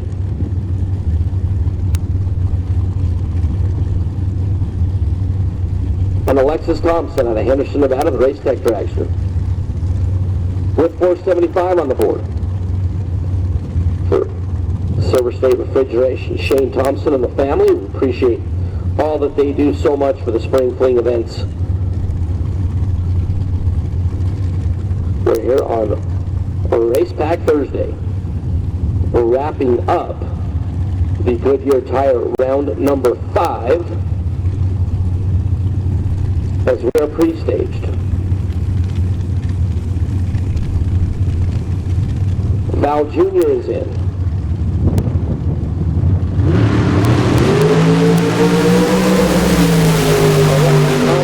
And we are Green and Val Torres on a double breakout, going to get the win. Val got to the finish line first, broke out by 6 thou. Alexis Thomas under by 18 thousandths of a second, and Val Jr. will advance down into round number 6.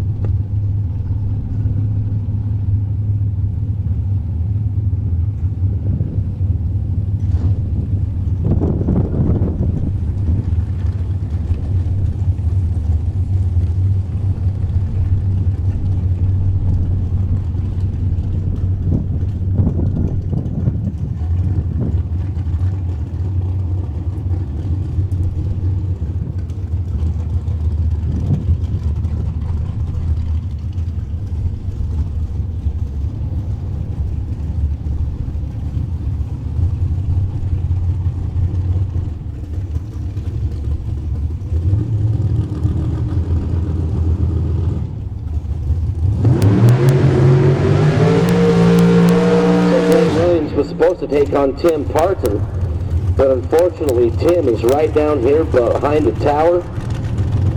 Cannot get that vehicle started. They were down there working on it for quite a bit of time, and Gary Williams will make the competition single. The Bradenton, Florida dragster over there in the Summit Lane.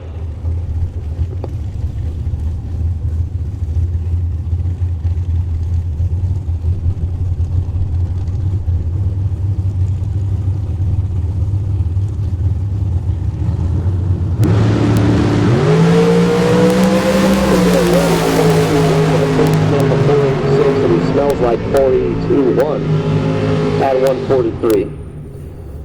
And to close out Goodyear Tire for round number 5 is that Race Kid guy. The Camaro Roadster for Kid Performance and Dyno out of Twin Falls. Race there in the Summit Lane will get a free look at 526.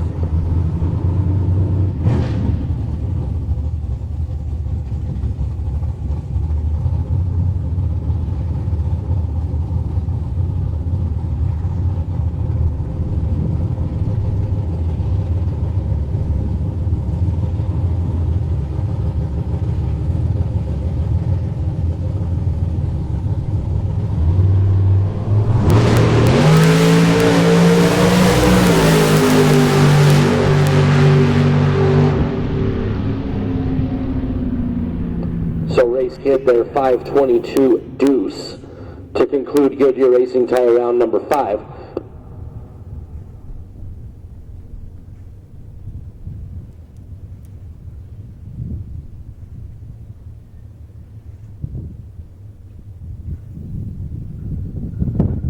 All right, so while we have just a little bit of quiet time in between round number 5 and round number 6, as we move into the BTE Converters round number 6, a couple of prizes still left up here that we need to give away. Jeremy Wilson,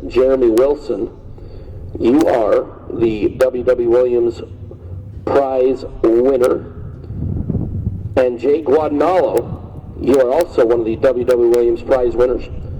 Larry Webb, you are our round number 3 best losing package, so you get those Hoosier Tire Slicks. And Hunter Patton, you are our round number 4 best losing package. It gets those Mickey Thompson Slicks.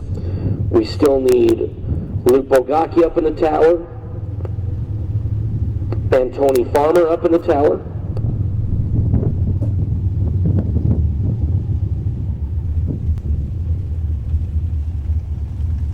Kayla Menzel, I need you up in the tower also.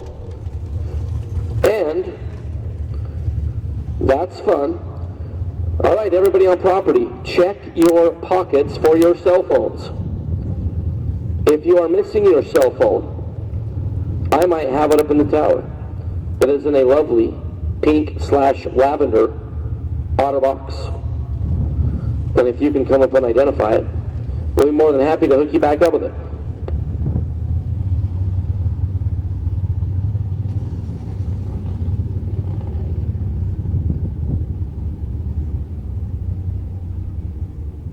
Hello, Nathan Hershey. Hello, Mike Ames. Okay, so now we should be down to 7 door cars. We got a lost phone. Yeah, we have 8. I thought we had 14.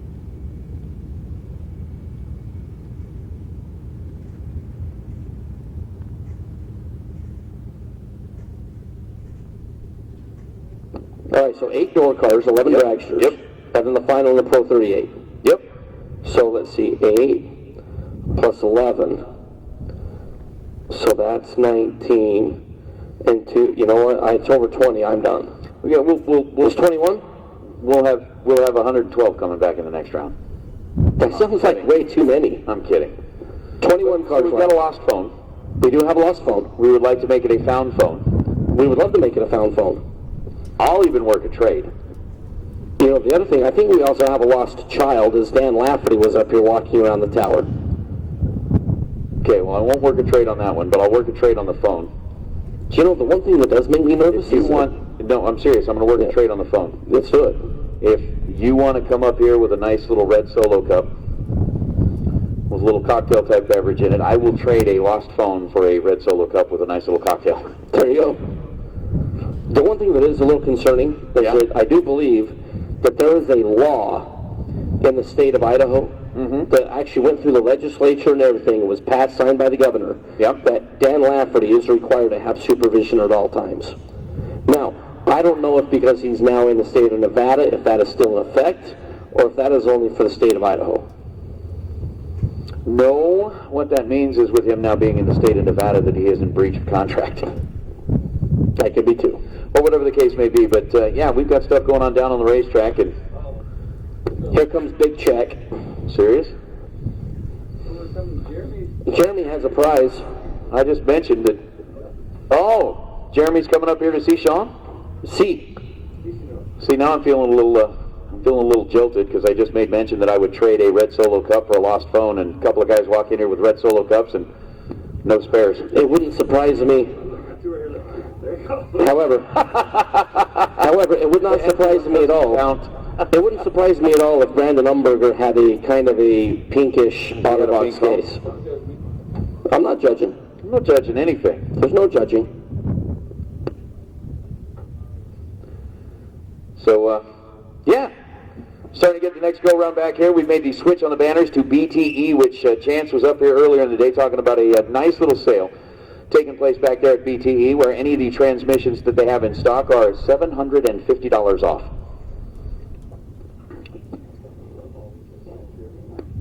Yeah.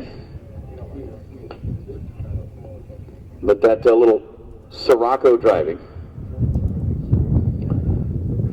Chance Lagan says we're going to help out the spring Fling racers, and we're going to give them some nice little transmissions at a nice little price. But with the BTE round coming up now, best losing package will get a BTE converter.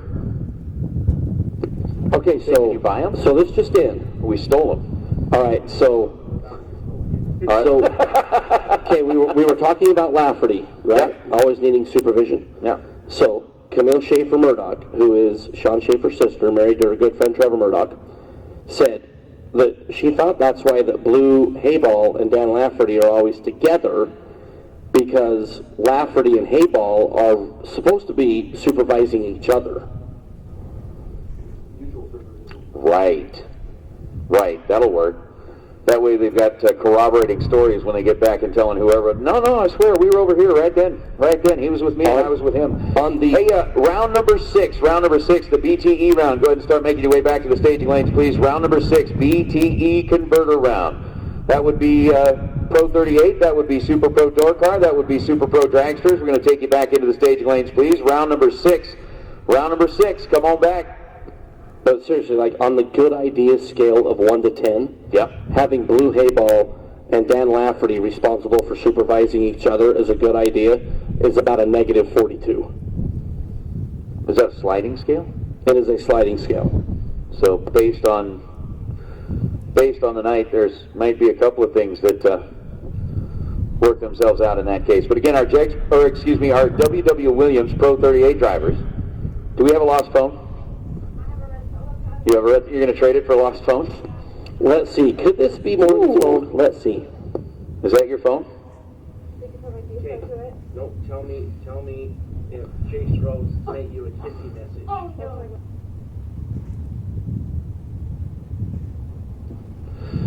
Very cool. Thank you. Glad that we could find your phone and appreciate the red Solo Cup. Yeah. I appreciate that.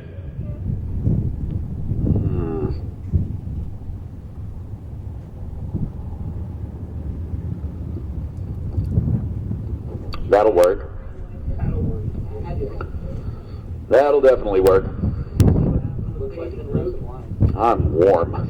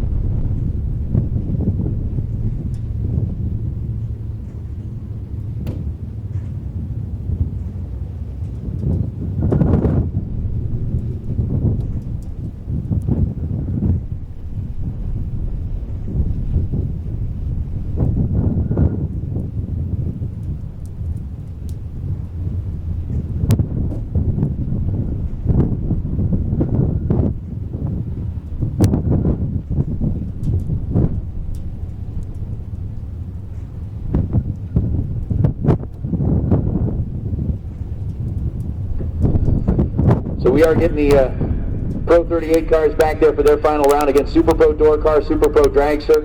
We're getting everybody back here. Again, just kind of trying to definitely not rush anybody, but we want to make sure that we keep a little bit of heat in the track. So those turnaround times are going to be a little bit quicker than they were last night, and especially with it still being a little bit breezy out there. I mean, good news is the K&N flag is, although it is waving a little bit, it is not straight out like it was at certain points in the day. So the wind is starting to die down a little bit, but again, we want to make sure that we keep as much heat in the surface as is possible as we make our way through the rest of the day. Nice thing about this brand new racing surface is it seems to hold up really, really well throughout the weekend, throughout the evening. So we've already tested that a couple of times, and it does a nice job.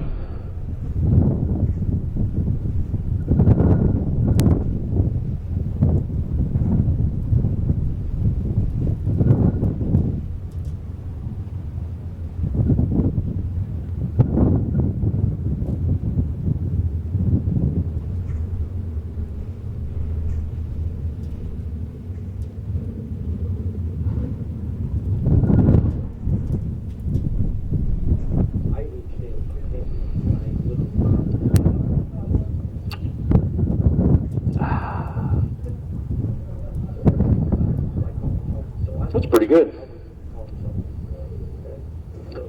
That's really good. Thank you, Morgan Thompson, for trading the Red Solo Cup for the lost phone.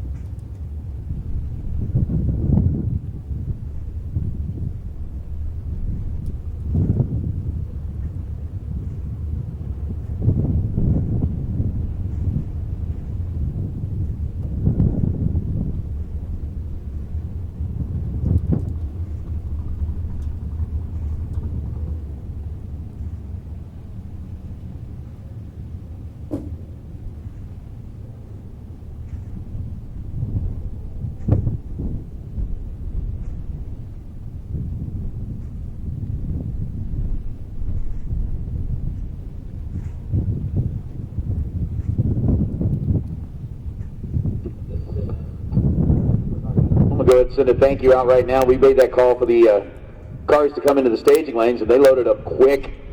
Pro 38's back there suiting up. Super Pro cars already back in the staging lanes. Dragsters are back there as well.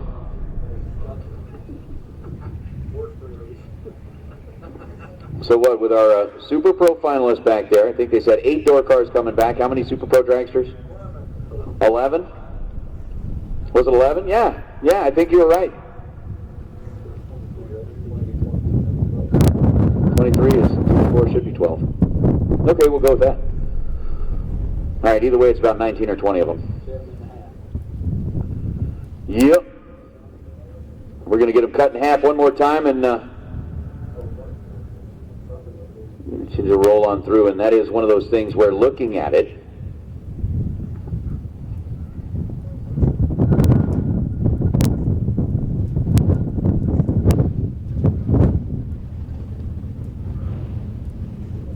I think that Pro 38 class going to roll up this direction. Final round.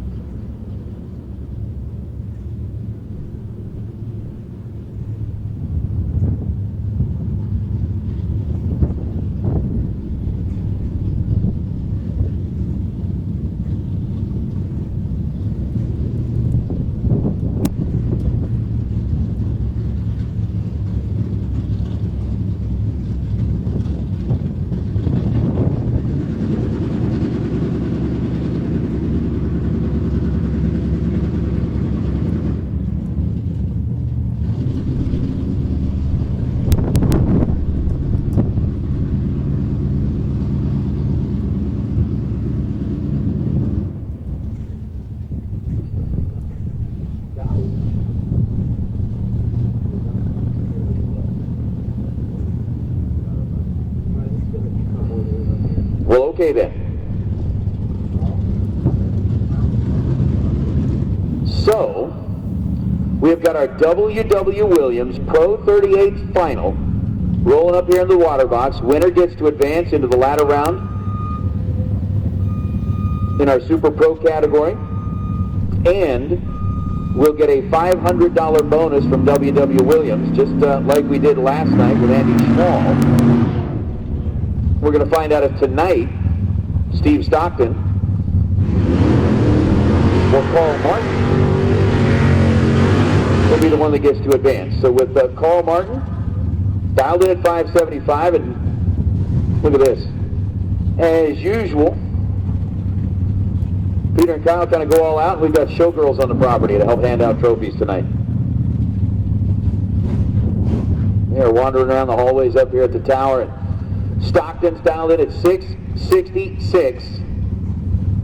Puts that magic number up on the left lane scoreboard. Carl Martin in the dragster.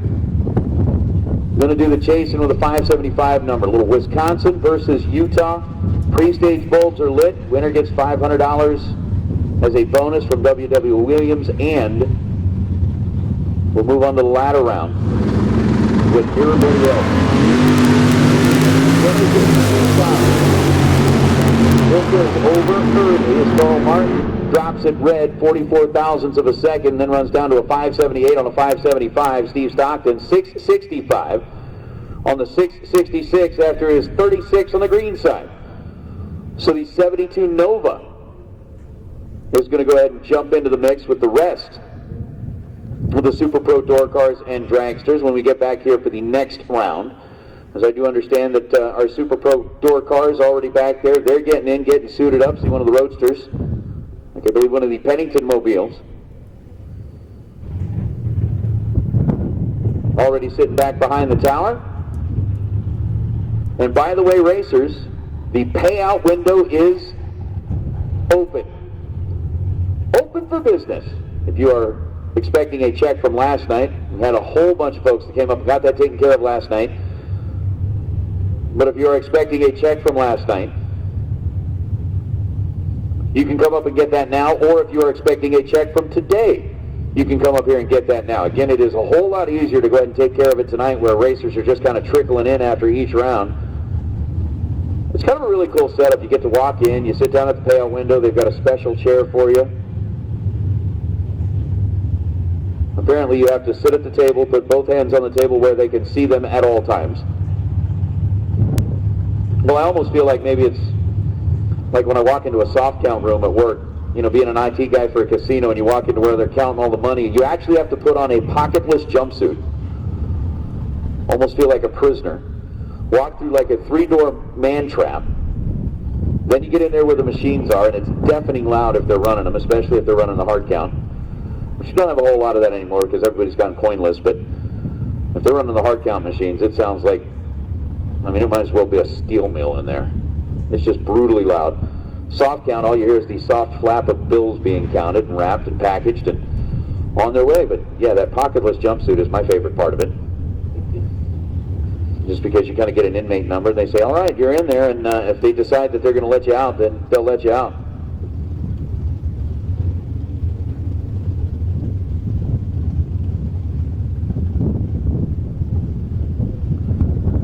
That's kind of a fun little part to that. We've got our Super Pro door cars rolling forward. Super Pro dragsters are rolling forward. Hand racers, just kind of keep in mind as we make our way throughout the rest of the evening.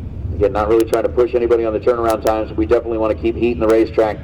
So I do kind of expect that those lane calls are going to be coming a little bit quicker, a little bit faster. Zach, I wish that he was here,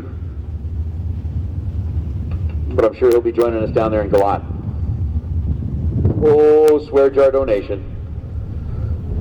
John Flagar going to drop a few extra bills into the jar that will be handed over to Team RFC at the end of the night. See, the Showgirls are here. I knew you were. You gotta have Showgirls in their fancy blue plumes and red plumes, and that's almost scary. You know, I just mean it's like intimidating, I guess, is more the word that I'm looking for. You know, the thing that I'm glad about is that I was pretty close to wearing that same outfit today, and that would have been awkward. That would have been awkward. You had to go ahead and put that one to the side. Okay, now I want you to go to sleep tonight with that vision in your head. You're welcome. No way.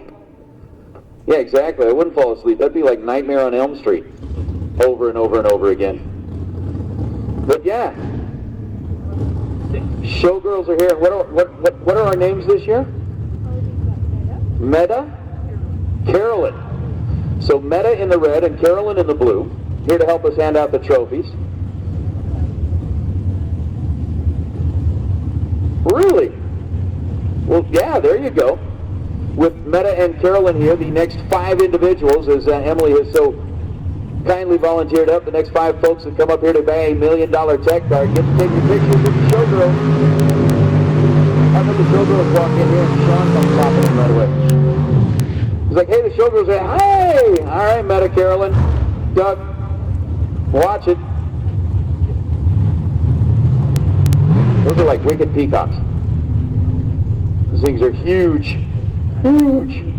I tell you.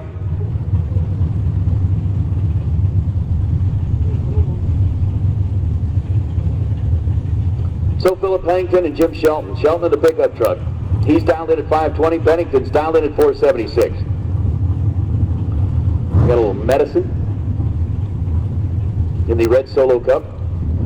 That's going to help keep things going here for the night.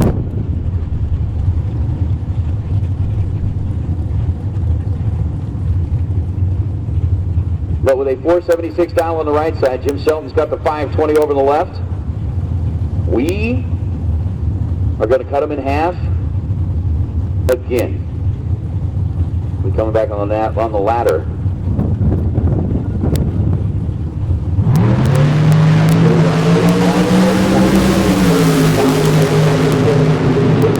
Pennington and his finish line is Shelton in the pickup truck. 23 green, taking a 3-thou stripe and is dead on 1. 520 on a 520 for Jim Shelton. Phil Pennington, 77 on a 76. Had the better tree. He was holding 13 thousandths of a second advantage in reaction time, but Jim Shelton was able to get that back. Sneaking out for the win at the far end of the racetrack is Al Quigley and Jared Wilson. Going to be next. Quigley in the Mustang out of British Columbia. Jared Wilson, little Brogy Roadster. 509 dial in for Jared. Going to be leaving second. Doing the chasing is Al. For that 554 dial in. Back to back. Put a bow out here. In the BTE round, Jared 002 on the red side, and then lifts up off the throttle. It goes through to a 564, just 94 miles an hour. Quigley, testing how well he had dialed it in, found out that he was dead on 544 on the 544. With an 054 light. With race kid, Paul Lorton. Lorton 65 Mustang. 597 dial in, getting a head start over Race Kid. Race, who has stood in the winner's circle with us and held up a big check to Spring Fling. We're going to try and possibly do it again. Again, 30 grand to the winner here on a Racepak Thursday.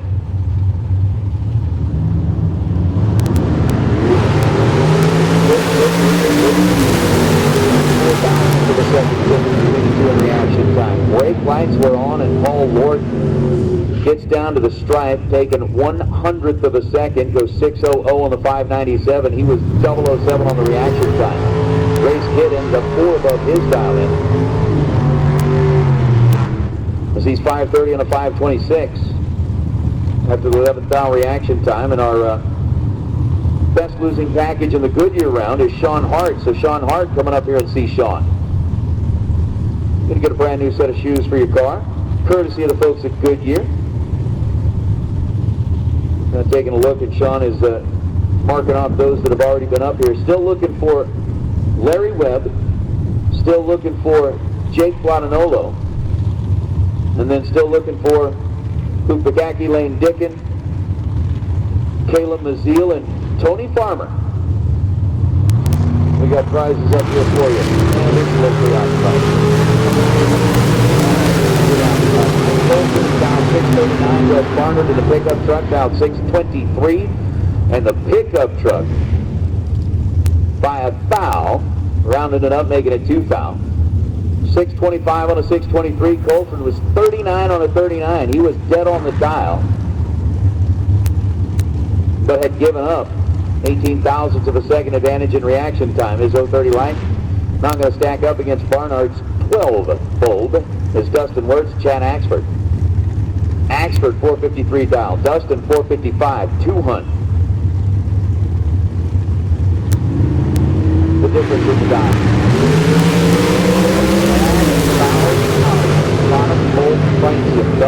005 on the red side. He goes 491 down to the far end as he lifted up. For Dustin Wirtz, 19 green, and then 458 on a 455. So 19 green, 3 above. With a foul start over on the other side with Chad Axford as Scott Ball and Luke Bagak are going to be up next. Luke 466, Scott 466. It's essentially going to be a heads-up start. Luke on the left side, Scott on the right. Little Illinois versus Texas. Again, Sean Hart, you picked up a brand new set of Goodyear tires by way of being the best losing package in round number 5. We are now in round number 6, the BTE converter round. making our way closer and closer to the wind light is going to go that way as well. 466 on a 466. Luke 003, dead 5. Taking a 13th foul stripe. Scott Ball is 467 on a 466. So he's got a 21 pack. Luke's got an 8 pack. And Luke starting to get hot. No, not starting to. Not starting to. He's hot. Rolling into tomorrow. Maybe Luke's kind of thinking, you know, last year I ended up winning $1 million. I could do that again, but there's also that 50 grand on the line. And we can figure out the perfect run thing tomorrow during that Brodix run for the 50K. Gary Williams, Cortland Carter. Cortland 491. Gary Williams down 4.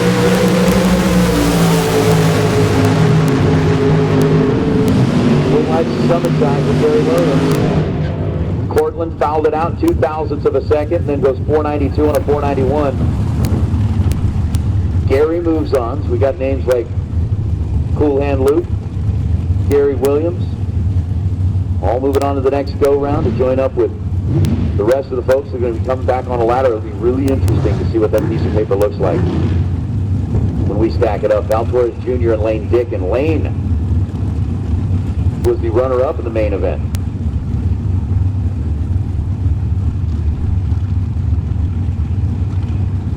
Earlier in his career, 432 for the Lebanon, Texas car, for the Lebanon, Tennessee car, and for Val Torres, 465. So Torres, left side of the racetrack, going to do the running.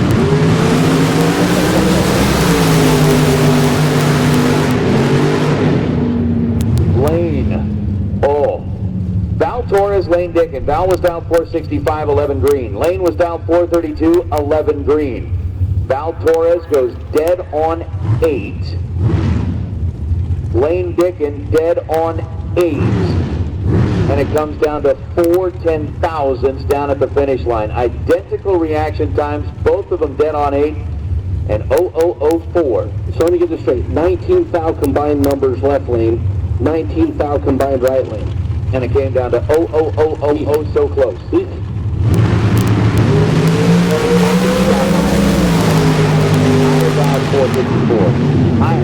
Higher dial 481, Thorpe dial 454, and it's going to be Thorpe.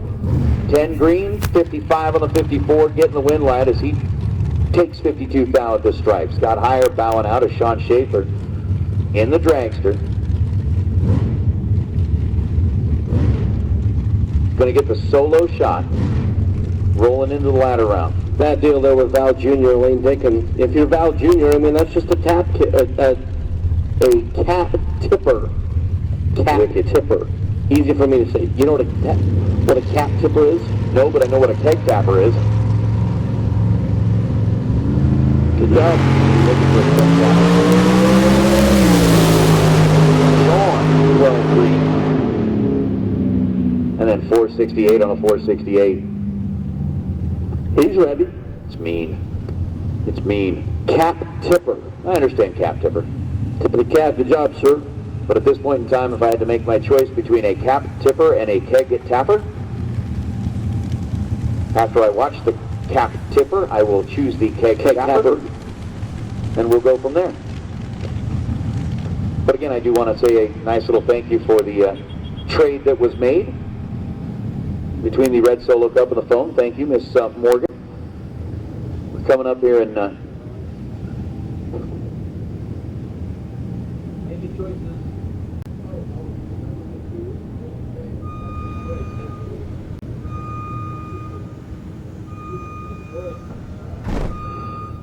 so with Sean picking up that last win, again, we will give the cars a little bit of time to get them turned around, get them cooled down, get them fueled back up. And we'll be coming back for our auto meter round. They're going to run the numbers. They're going to find out who gets to go home with a brand new BTE converter, who had the best losing package in that go round. And, well, I believe we are going to be down to the ladder when we bring them back. Again, the folks that find their way up here to buy their Million Tech cards, we have Meta and Carolyn, are lovely, and I do mean lovely, Showgirls that have made their way out here this evening to help us hand out trophies. We've just got a couple of rounds left in the Racepak $30,000 to win Thursday. And then as we make our way throughout the remainder of this event, we'll be looking forward to tomorrow's main event, the Maytag Silver State Refrigeration Spring Fling Million Friday, where the round prizes go up, the round payouts go up, the top prize goes up, with 11 cars left.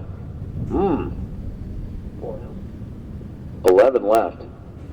That's going to make it really interesting as we make our way through here. Got one that's going to be coming back on the solo shot. Then we'll go ahead and bring back 6, then we'll bring back 3. Somebody is going to get a bye into the final.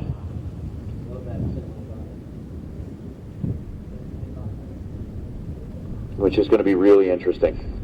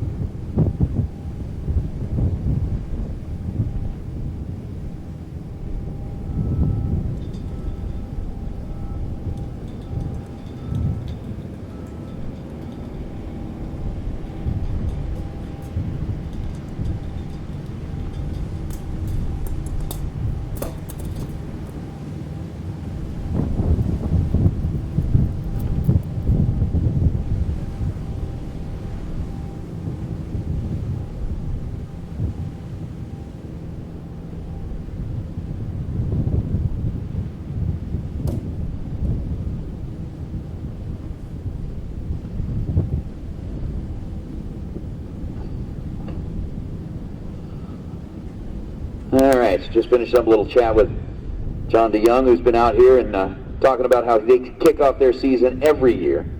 You know, coming down out of Canada to come down and race the Fling, get things underway there, and then they make their way up to Canada, do a whole bunch of racing up there, come down here for the Thanksgiving race, and wrap things up for the year. But again, down to that point where we have got a little bit of time. Yes, Don, to answer your question, 11 are coming back. We'll take our Pro 38 winner, Scott Stockton, get him put into the ladder. We'll get the ladder all figured out. We'll figure out who is going to be matching up with who. And again, for those that may not be totally familiar with the Spring Fling format, basically, once the ladder is produced, that doesn't necessarily mean that you follow it through that way, round by round. Each round, based on the performance of the previous round, a new ladder gets generated, and basically take a look at who will match up with who. That way you really can't kind of look ahead and go, oh, I'm on the side with the ladder with the potential bye in the semifinals, or I'm this or I'm that. You really can't kind of look ahead that way. All you got to do is focus round by round as you make your way through the rest of the race day, and just chug along, getting closer and closer to that $30,000. Yeah, got a lot of folks out there that are kind of pulling for West Bernard in the truck. Kind of turning into a fan favorite out there, and of course Boo Boo down in Louisiana still following along, and I will go ahead and check that. Hey, Boo Boo. If I can operate my phone right now.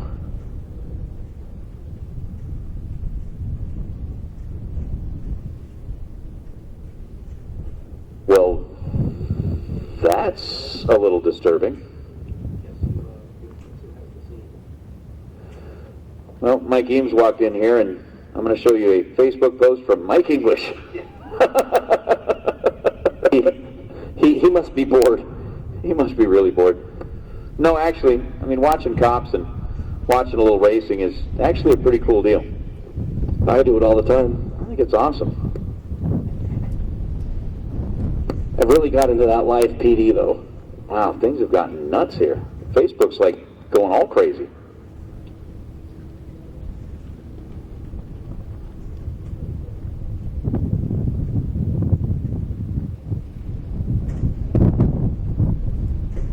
Oh, Mike Ealing going to be jumping on a plane and coming down here to hang out for a little while. That's going to be cool.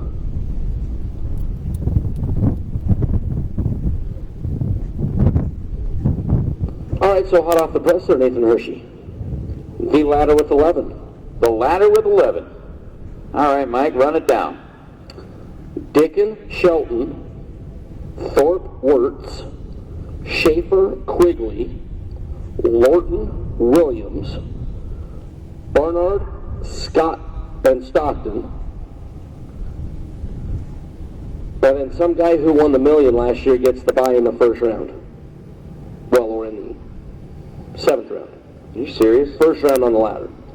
Cool Hand Luke with the bye. So once again, Dickin, Shelton, Thorpe, Wirtz, Schaefer, Quigley, Lorton, Gary Williams, Barnard, and Stockton would be the matchups there, with Luke Bogacki with the single there in Super Pro at 11 cars as we work our way into Auto Meter round 7,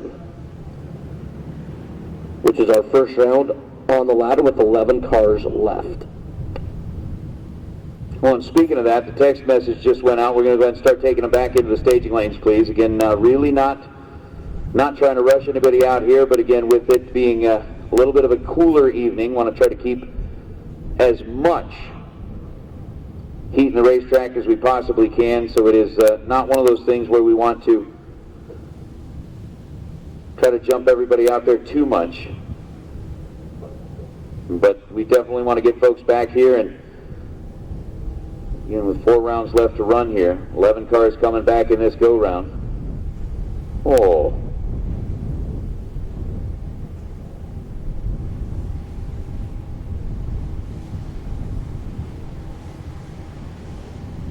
Really? Floyd Russo down there in Louisiana was live a little while ago showing the crawfish boil that they got going on down there in Louisiana, but it was earlier in the night, obviously, because, you know, with it being pushing 10 o'clock at night here, it's definitely a whole lot later than that back there, but I appreciate the thoughts. One of these days, man, one of these days, you can get down there, come hang out. We'll go down to No Problem and hang out for a little while, maybe do a little crawfish boil down there as well. But that sounds like a good time. So Sean's coming back in here with the next name that's going on the list. And the winner of our BTE Converter Best Losing Package from round number 6, Val Torres Jr. Yeah. Kind of saw that one coming. So Val Torres Jr., you got a brand new BTE Converter coming your way, and you You get a little bonus with the Showgirls here on property. Now all the prize photos are going to be taken with Meta and Carolyn, who are out here this evening. So Meta and Carolyn, the Showgirls, are up here waiting. Val Torres coming up, pick up your BTE converter.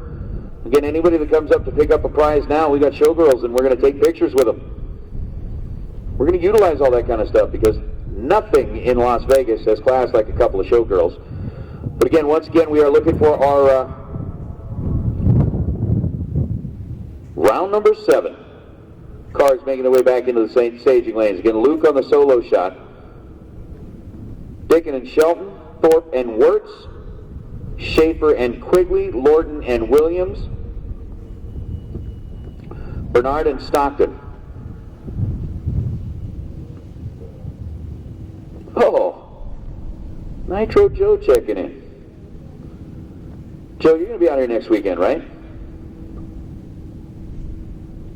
I know you're not going to miss that. You're always here for that.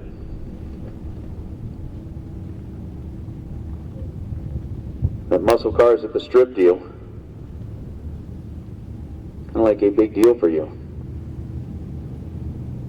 I don't know. I mean, I can't see the picture associated with Nitro Joe, but I'm pretty sure that's you. Unless there's somebody out there running around with the same nickname.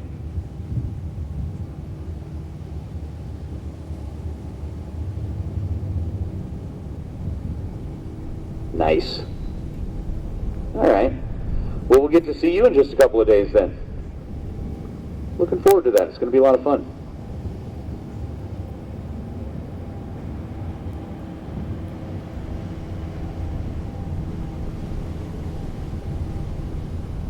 All right, Mo, I believe you on that one too.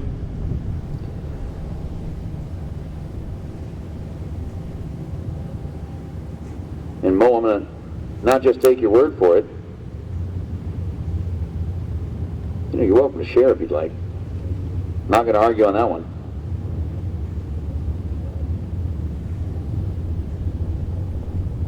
Yeah, but you're right. There is only one Nitro Joe. And he is going to be live and in person right here at the Strip at Las Vegas Motor Speedway next weekend when we come back for Muscle Cars at the Strip. I think he's been a fixture at this place for the last 82 years.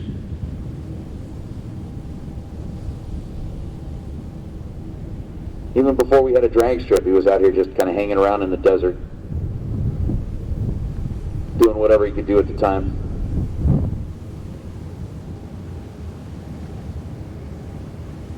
A little on-track activity. Already got some takers back in the staging lanes. Is again bringing back 11 cars. And looking at the possibility, well, we've definitely got a buy run here in this go-round, and that's going to belong to Luke. We'll take it from the 11 cars down to 6.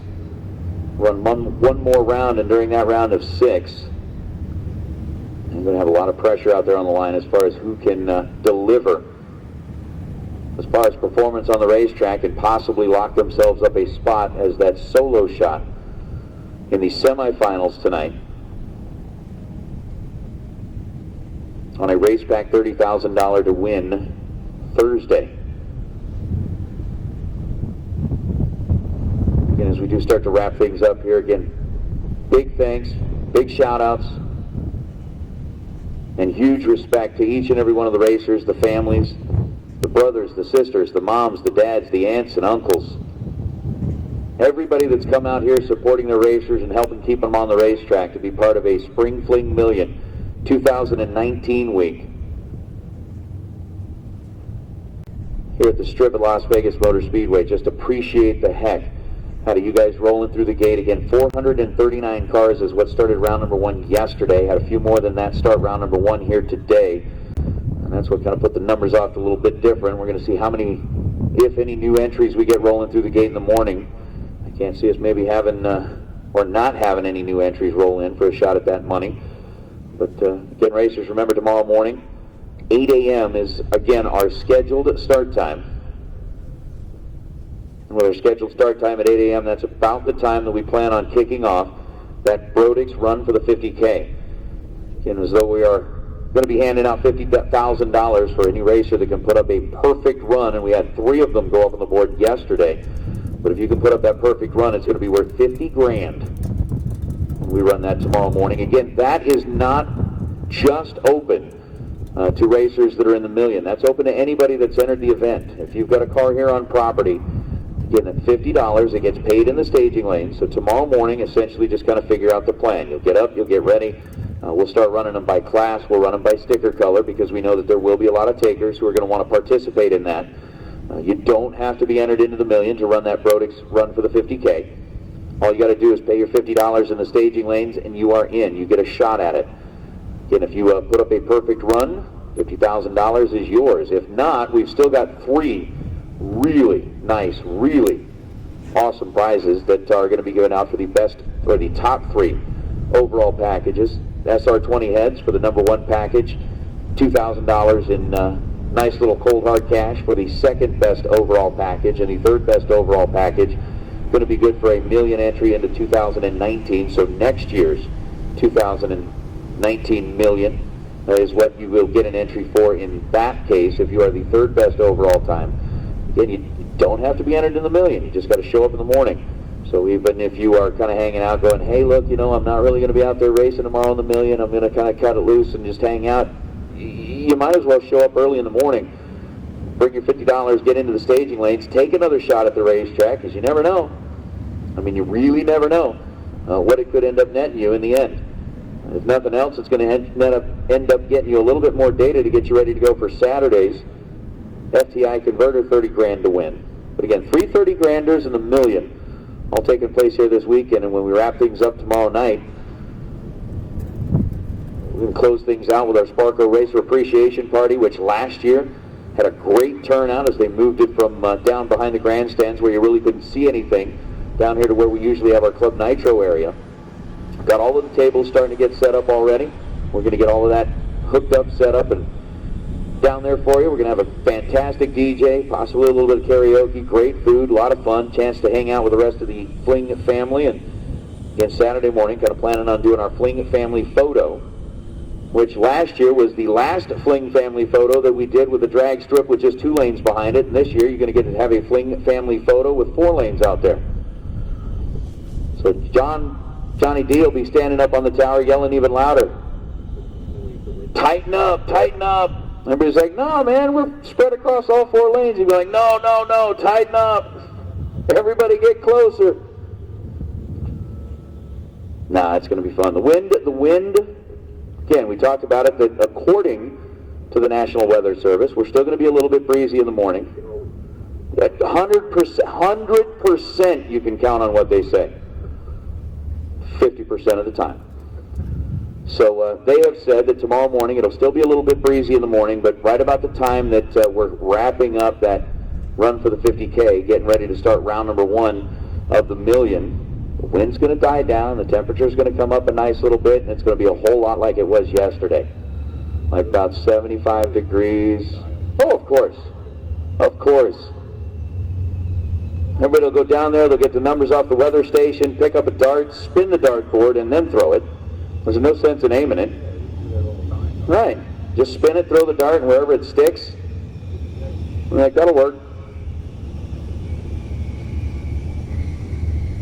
Where's the party? The party's here.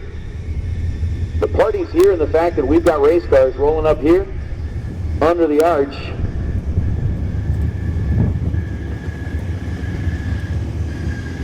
And yeah,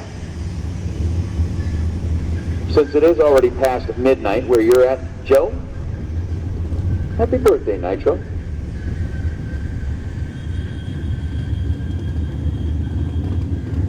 I'm going to make a slight little suggestion, though, in the fact that you say you are coming in on Wednesday.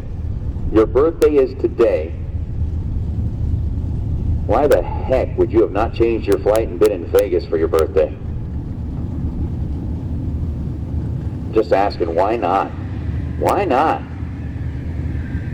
When is the party? Tomorrow night, I think it's scheduled, let me look at the sheet because I want to make sure that I get this right. 7 p.m.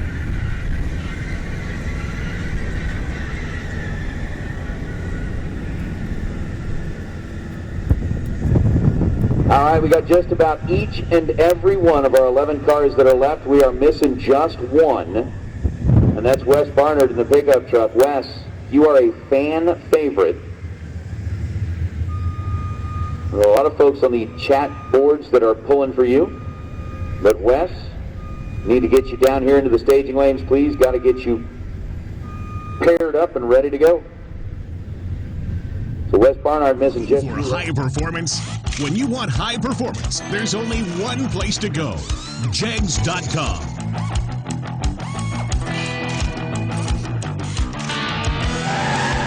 Jegs.com has the largest selection of high performance automotive parts on the web. When you need high performance, Jegs.com has the part you want when you want it. Want performance?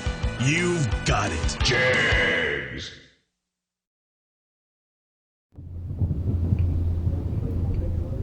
I don't care. They can hang out in here. They can hang out back there. They can hang out wherever they like. Because I promise you that it's probably a little bit warmer in here than it is out there. Dig in. We got plenty of snacks. We got a nice little bucket of red vines that Miyashiro's brought up here. We've got some Tapatio hot sauce popcorn, which is delicious. We got animal cookies, we got caramel M&Ms, and that's why living a little bit of a sedentary lifestyle. My figure is starting to fade away. Actually, not fade away, it's starting to actually grow, which is a little bit larger than it should be. I really don't know, how do you like walk around in those things? That's got about, what does that thing weigh, like 6 pounds? About 6 pounds. Just used to it? Just balance? Okay. All right, so I'm detecting slight accents here. Meta, where are you from? Both European. Lithuanian. German. All right. I got a whole lot of German lineage. My family is originally from Germany, and I've got some family that's from Sweden, so I'm kind of a weird mix over there. Yeah, it's a good combo. It's a good combo because you know, Germans by trade, a little angry in there sometimes, a little angry sometimes.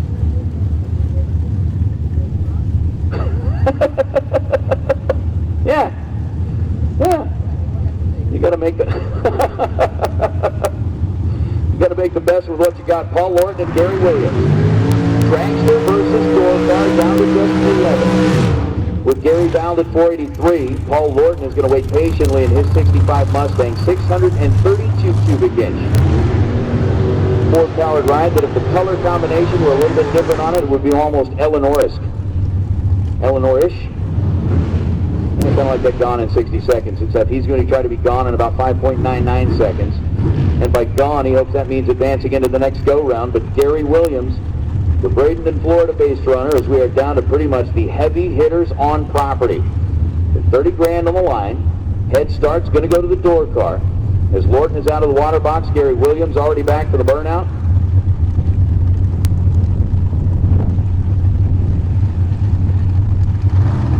Well, I'm going to have to find out then, Jack.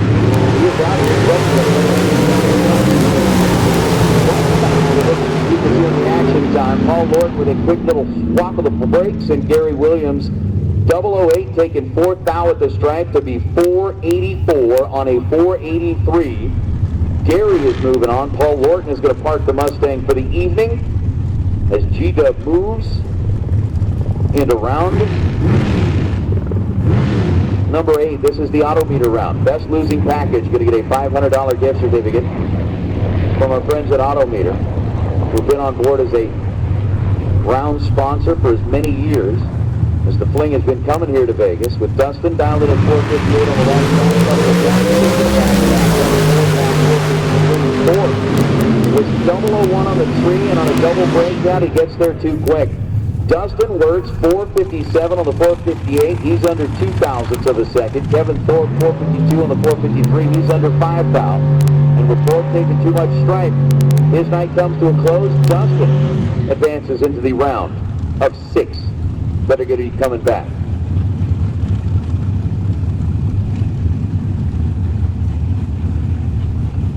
There's Jim Shelton and Lane Dickin going to come up next. Shelton, the S10 out of Riverside, 5:19 the dial-in. For Lane Dickin at 11 in Tennessee, he's got a 4:32 up on the scoreboard, and they've got the pre-stage and stage bolts.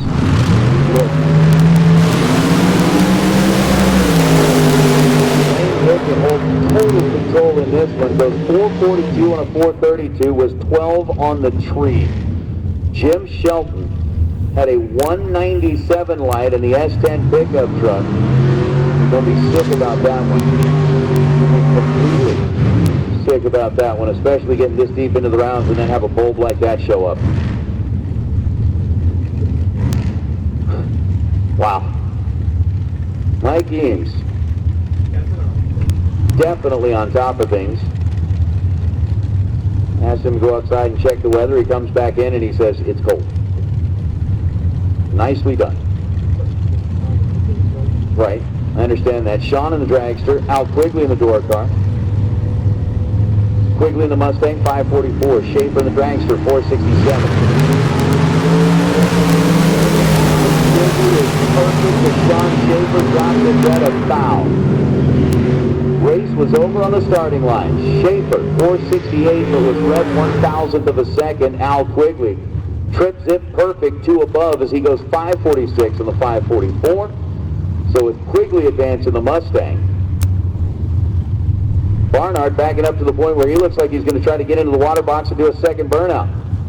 Decided he didn't like his position there in the middle of the groove, wanted to move it over just a little bit. 623, dial in for Wes Barnard for Steve Stockton. He's got the 666 number, sticking with what worked. Got him out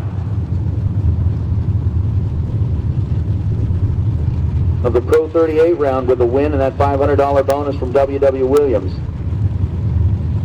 Barnard, that 68 beautiful pickup truck out of Wilder, Idaho.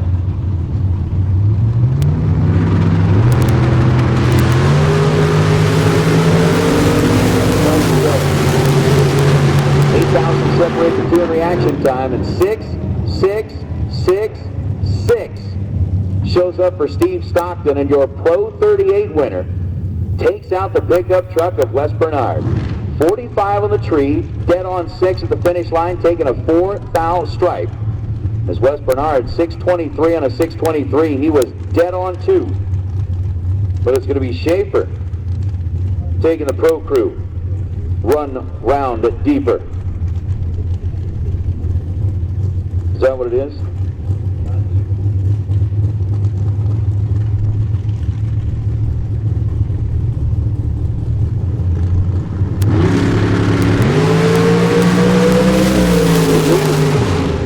Luke.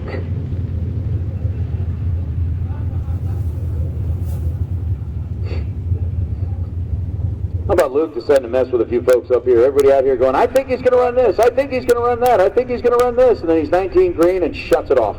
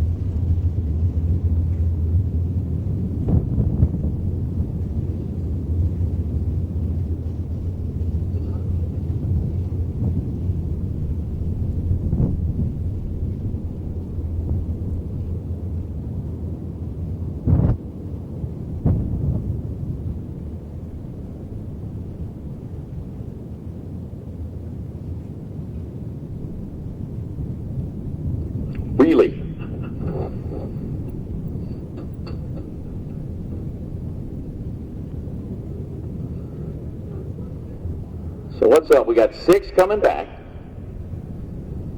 They are generating the ladder right now. We'll find out who the pairings will be. And then again, it comes down to that possibility of a bye run in the semifinals for an opportunity to advance into the last round. Uh-oh. Selena has injured herself on her birthday. And that caused her to make a donation to the swear jar. Which that swear jar is coming along very, very nicely, so I know that Team RFC is definitely going to appreciate that. But yeah, the Red and Dead jar is... somebody was apparently very, very naughty because they dropped $100 in that thing. I don't know if that was inspired by racing or maybe activities off track last night somewhere else in Vegas, but... One guy came in and he said, I got to make a deposit. He said, I went up there. Don't go red, don't go red, don't go red. I go, let me guess, you went red. Yeah, we had a couple of folks that came in and put money in the jar and be like, well, what'd you say? I said, well, it wasn't really what I said, it was how loud I said it. So I'm going to have to definitely make a little bit of a donation there, but yeah. Got the cars back into the staging lanes. I do see them working feverishly just to kind of double and triple check the ladder, make sure that we get the numbers just right. Again, racers, remember, definitely not trying to rush you here. We just want to make sure that we maintain as much heat as possible in the racetrack. So it won't be too much longer before we start calling you back here. Yeah. Johnny D up here in the tower, kind of hanging out, waiting around, waiting to make sure that he gets everything just right, because, Johnny, I do have to compliment you. The articles that you guys put together, the coverage from the Flings here in Vegas, the coverage from the Galat stuff, the coverage from Bristol, I mean, it's like 5 and 6 pages a piece what you guys put together in there, and it's just phenomenal the way that you go back and kind of really keep track of everything that happens, give everybody kind of a blow-by-blow of the important stuff and how it goes down. And I mean, you really, if you are not able to attend the event, you can at least go back and read your guys' recap of the deal, and it pretty much covers it all. So you guys just do a phenomenal job there in that publication, and definitely appreciate that. Thank you so much. Every bit of it. I think you're right. Every bit. Right, Johnny D says he thinks that you guys deserve every bit of the coverage, and he's absolutely right in that. Nitro, we can definitely have the swear jar back here next weekend, because I know you'll fill it up. Potty mouth.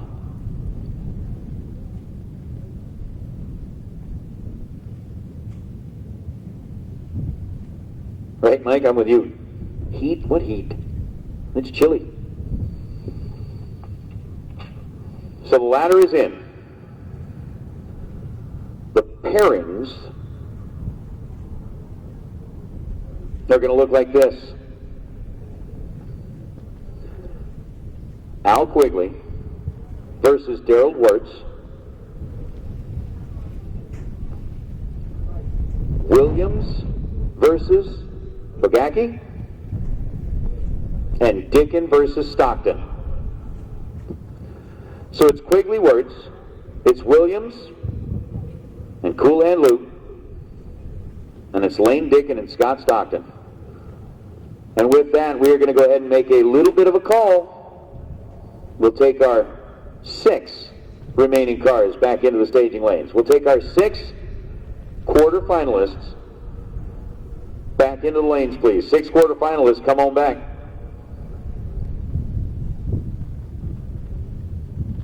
We want to get you back in here and paired up, ready to go. So again, Quigley, Wirtz, Williams, and Bogacki, and Dickin, and Stockton. Go ahead and make your way back into the staging lanes, please.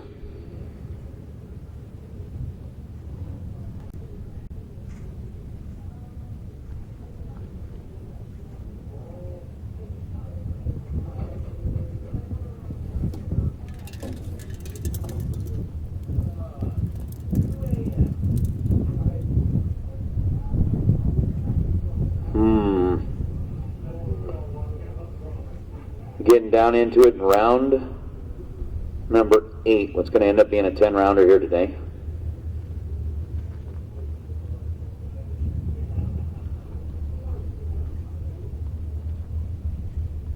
And it's been a pretty good deal.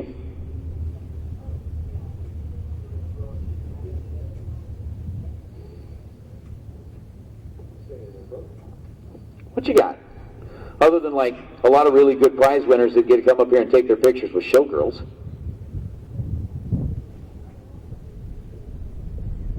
So is that another thing we're going to have to add to your resume? You go from like 4-diamond concierge to talent manager?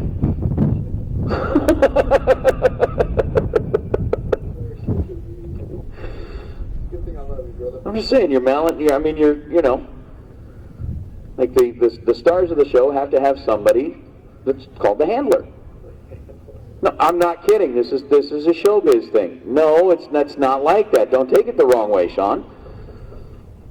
Every star. Look, we were out here, last year, filming an episode of Top Gear, and of course I'm going to go blank on his name, but the guy that played Joey in Friends for so many years, who's now one of the co-hosts on Top Gear. He was out here hanging out, and again, every celebrity has a handler. It's that person's job to basically make sure that they're where they need to be, when they need to be there, get them what they need. It's kind of like that personal assistant role, but the handler for a celebrity it's kind of a big time deal. My wife working down there at Fremont Street, where she handled all of the talent that was coming in there, all of the bands, dealt with, you know, a lot of the old rock bands from the 70s and 80s and that kind of stuff. She dealt with their handlers all the time. They were basically the ones that let them know that, hey, look, they want a, you know, full bowl of green M&Ms, and if they find a blue one, they're going to get all upset. I'm just saying. It's like, you know, I got to go to work. I got to get back to handling.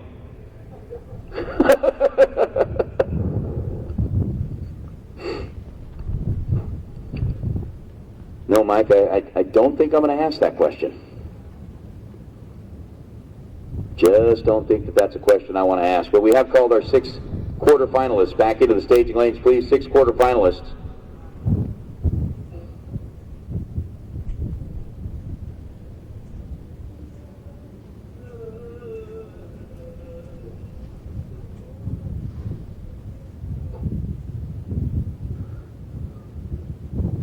Hang on, Joe. You said you haven't got one yet. Oh!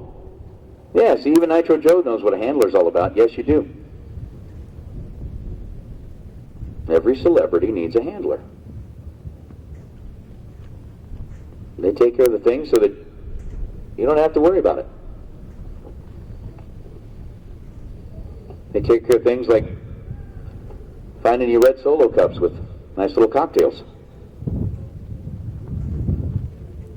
But yeah, Mike, there are certain questions that we can and cannot ask, and that I think will be one that we could ask it, but I'm going to say we should not ask it. So we'll leave that one alone.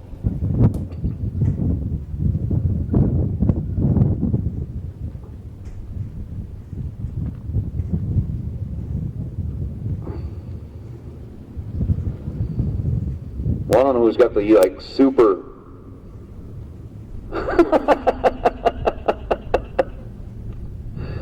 Oh, I'm sorry, that is funny. That is funny, Dave. I think I'm in the same boat you are. Every celebrity has a handler. I'm not a celebrity, but my wife is my handler. She tells me when I can and when I can't, and where I can and where I can't go.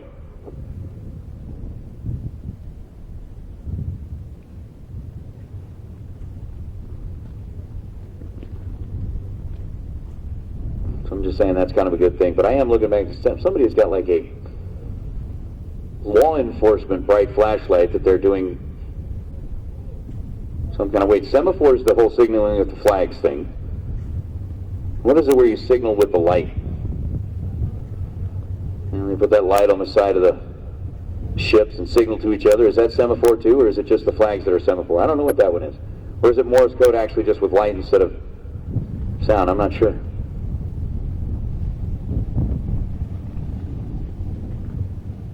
Mike, what is this hall pass thing you speak of? Never heard of it.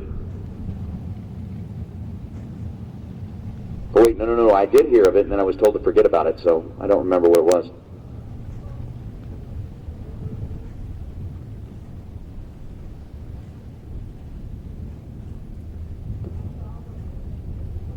Sweet. Thank you, Zach. If that's the case, hopefully he is a little bit too busy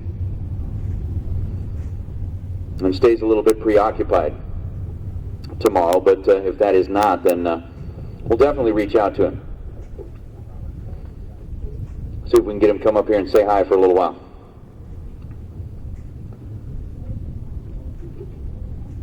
That would be a lot of fun.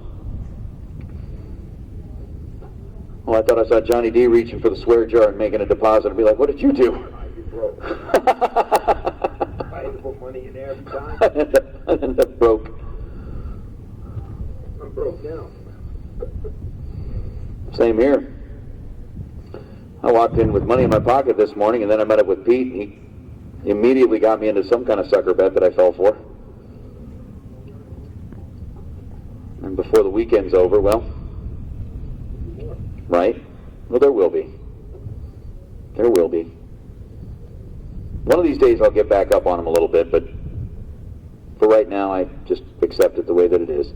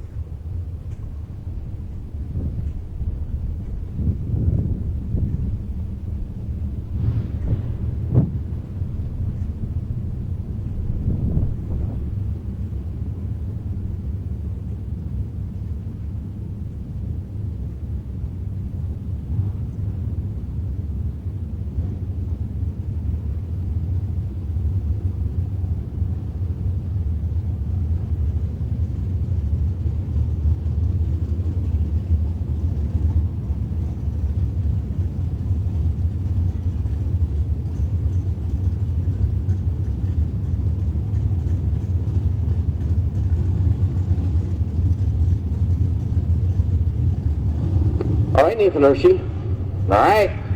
We're ready to go. Round number 8. I'll let you handle this one for a second. So 6 left, which means that there will be a semi-final round single, which decided on reaction time. However, 2 of our competitors that are left in the field have already had a bye. With Mr. Stockton and Mr. Bogacki have already had singles. So that adds another item into the plot. So the 6 competitors that are left, we have 2 door cars and 4 dragsters. And we're going to start off with Luke Bogacki and Gary Williams. Gary out of Florida, who was making nasty comments about the current weather situation outside. And it is a little chilly. It is a little brisk. G'd up out of Bradenton, Florida for FTI and Luke Bogacki, Carterville, Illinois. The professional drag racer for Team K&N.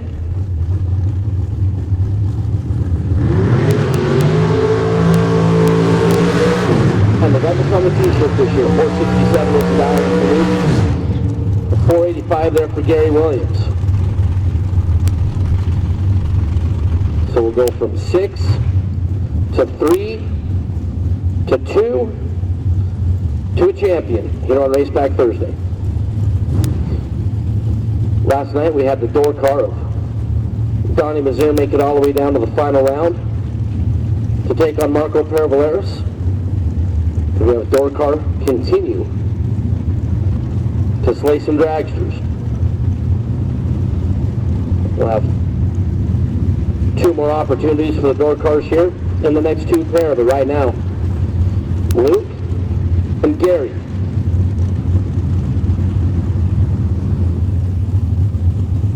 Gary Williams is in. Luke took almost all of 7 seconds to get in. Unreal. Luke Bogacki. Dead 8. Dude is just flat out filthy. Luke Bogacki, trip, zip.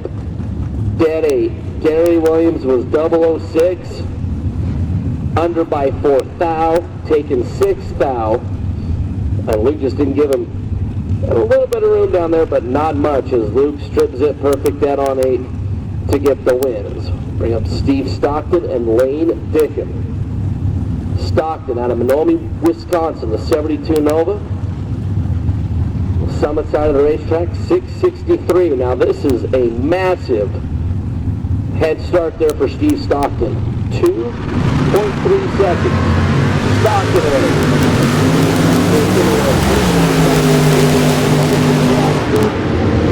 431.9 on the 430, going to get the win. He's 002.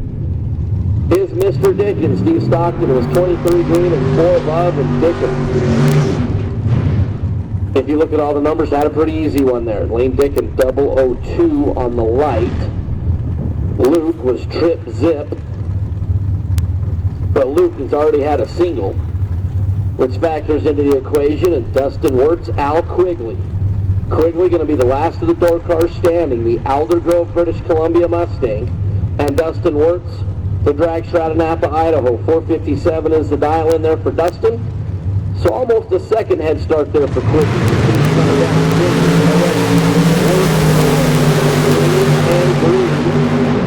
And it's going to be Al Quigley, 007, dead on 0, 7-pack for the Mustang. Dustin Wirtz was also 007, dead on 8, and by 8 thousandths of a second, Al Quigley will make it down to 3 cars here on Racepak Thursday at the K&N Spring Fling, presented by Optima Batteries. And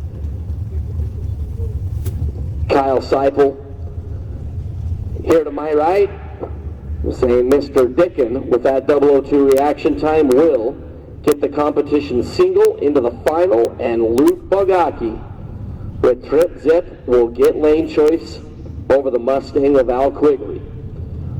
So three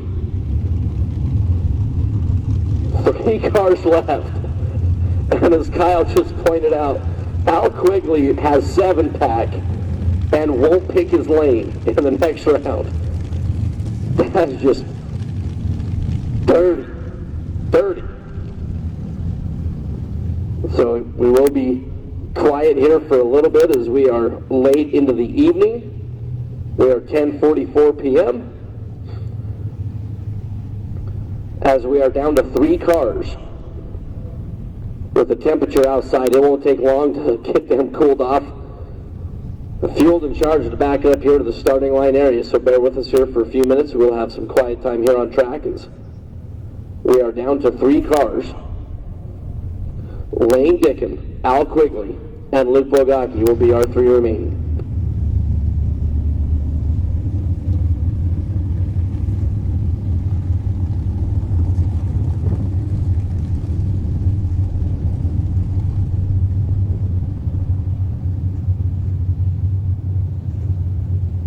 So if you are still here on property and you did advance out of round number 3, the girls are all up here. They are waiting to pay you. They would like to pay you. So if you're still here, or if you were just recently eliminated here in the last couple of rounds. Plus we have Showgirls in the tower. That's worth it as well. So if you were recently eliminated, you're more than welcome to come up in the tower. We'll get you paid.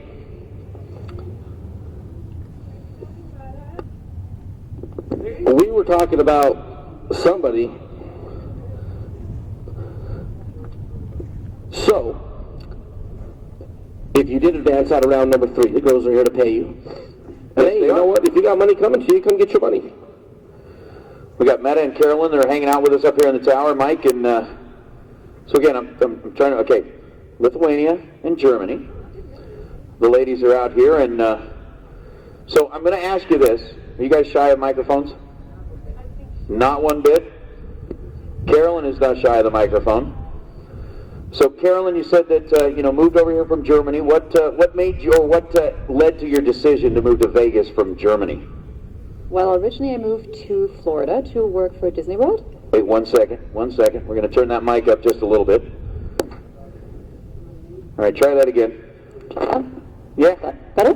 That's better. All right. Much more gooder. Much more gooder. So much more gooder? Perfect. Yeah.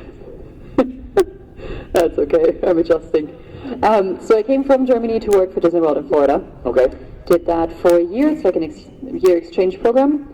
And afterwards, I'm sitting in Florida. There's beaches, there's palm trees, there's sunshine. And I'm thinking to myself, why would I go back to Germany where it's gray and people are a little miserable?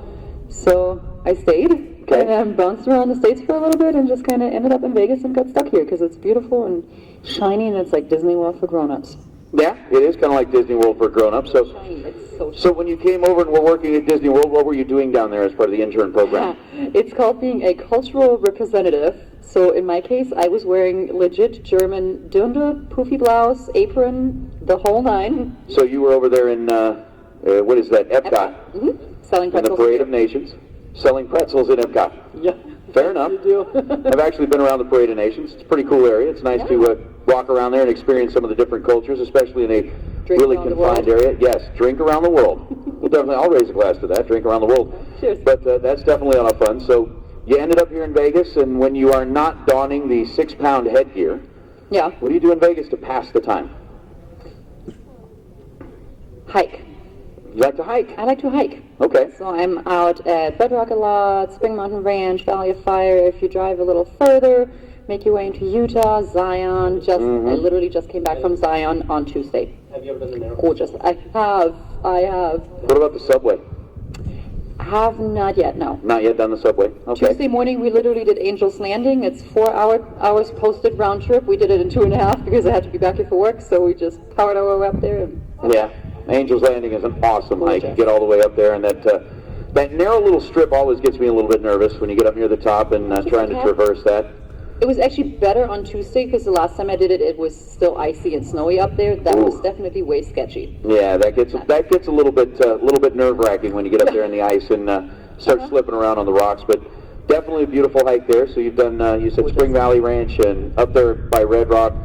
Have you gone out kind of into the Southern California area to find out any of the hikes down there, like in? Yep, camped in Joshua Tree. Yeah. Yeah, so just a little bit all over the place. Been up in Cathedral Gorge, down to Big Bear, up to Cedar Breaks. So you've been all over. All over. You got it all covered. Yeah. Yeah, absolutely. Family used to own a little bit of property up there on Cedar Mountain, so we go do Cedar Breaks all the time and all that kind of stuff. Up at Duck Creek, was right up there for a little while and loved that place. But it's definitely good to have you guys out here helping us out. Yeah, thanks. Are you going to be back out here tomorrow as well? We will. Nice. Tomorrow we're going to hand out a little bit bigger money than we're handing out tonight. Plus, we're going to have our racer appreciation party going on. Yeah, more gooder. Gooder, sorry. As Mike Eames likes to throw in there, much more gooder. More money is much more gooder. But yeah, today is a $30,000 to win day. Tomorrow is guaranteed $200,000 or more, depending on the number of cars that enter into the game. And I know that we've got a lot of folks that have already bought their tech cards. Some are still coming up here buying them tonight. So again, if you want to beat the rush for tomorrow morning, as there will be lines out the door buying those tech cards in the morning. But if you want to make sure that you get here nice and early, get in here tonight, you could actually get a little opportunity to hang out with Carolyn and Meta before they get things done tomorrow. So that is definitely cool. We appreciate having you guys out here. I'm still kind of tripping on I mean, I was born and raised in Vegas, so Showgirl outfits should not be a new thing for me. But they just look like there's so much to them with all of the feathers and the boas and all of that It's a lot, kind of stuff. and I do have to say these... The garb? Is that it? No, I'm not going to try it on. That would be disturbing in so many ways. No, you missed it when they first got here, and I said, I was going to wear that same thing today. It's out of it. That would be just absolutely not fashionable or attractive in any way whatsoever. Try, thank you. No? Yeah, it would be the freak show. Would absolutely be that. I would not. You would have to pay me to see that. You're 50 cents. You're getting 50. You're getting overcharged by like 50 cents. By 49 and a half. 55. By 55. So how about Meta? Meta, you what do you do in your off time when you're not out here handling the showgirl duties at the Spring Fling Million? What do I do? I like to hang at home. I'm a very homey person. Yeah? I like to read a lot. Okay. I have a dog. I have a German Shepherd. I take him for a walk too on the golf course. Yeah? So German Shepherd, like to take him for walks on the golf course? Yeah. It's all right. When they close, we don't play anymore. When it's like open to the public. So there you go. What else do I like to do? I like to do a lot of things, but I am very homey. Yeah? Because our job, we always around people. We always do this kind of a thing where you constantly communicate and socialize. By the time you go home, I just want to have a glass of wine. You just want to sit back, close the doors, and chill, do nothing. I totally understand that. So what other kind of events have you guys been doing lately? You're out here doing the Spring Fling this weekend. You know, we do a lot of fun stuff. I just came back from Munich, Germany. Okay. 3 days ago, representing Las Vegas with nice. Vegas visitors and convention authority. Okay. So we launched the first flight going directly from Munich to here, to Vegas. So which airline? It's called Eurowings. They partner Eurowings, with okay. Lufthansa. So yeah, that was really exciting. So that was just the most recent fun job, and I got to see Beijing with them as well, in London, so we get to travel. You do get to travel all over the world. Yeah, we work with LVCVA a lot. Okay. Yep. We do work a lot with Oscar too. Yes. He's still around. Yes. He takes us to different kinds of events, so it's good. Yeah, as a matter of fact, my wife actually worked for Fremont Street Experience for quite some time, and so all of the New Year's Eve festivities, when the mayor would show up, and he would, of course, have the showgirls with him there as well. So we're definitely used to seeing the mayor out and having the showgirls in tow that basically shows off what is up. Mo Trujillo said he came up and said the door was locked. Liar. There we go. All right. So basically, here's the deal. We're down to the semifinalists. Okay. We just need you to call the semifinalists into the staging lanes. That's it. It's pretty easy. Semifinalists, need you back to the lanes, please. Need you back to the lanes, please. Pretty much, that's it. Go for it. Okay. Semifinalists, we need you back to the lanes, please. Oh, look at that. Nailed it. Nailed it. We no longer have jobs tomorrow. Yeah. I get it. I'm going to go ahead and sit out tomorrow and let Meta and Carolyn handle the announcing duties, because I'm sure they'll get this thing handled in no time. But again, our 3 semi-finalists, we are looking for you to make your way back into the staging lanes. Again, we got one that is going on a run all by themselves to race for $30,000 on a Racepak $30,000 Thursday. It is cool out there, but it's definitely nice and warm up here for the time being. And we are going to get one step closer to where we're at. It's still a little breezy out there. It's going to be. It's probably going to be a challenge with the sails that you guys are wearing on your heads. Yeah. We can get that worked out. Well, cool. Very much. Thank you. Thank you. Thank you, Meta and Carolyn. Just hanging out here in the tower, waiting and watching to see who gets to go home with the big Racepak paycheck. Of course, it was Marco Paravalaris who went home with the 30 grand last night. I agree, Craig. That's why we had the girls make the call. It's because if I said come to the lanes, they'll just be like, whatever. But when the showgirls say you need to get to the staging lanes, they'll listen up. They'll make sure that they're here.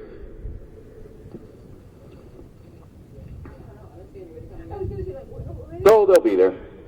So yeah, semifinalists are being called to the staging lanes. Mo Trujillo's telling stories again, saying that he came up and the door was locked.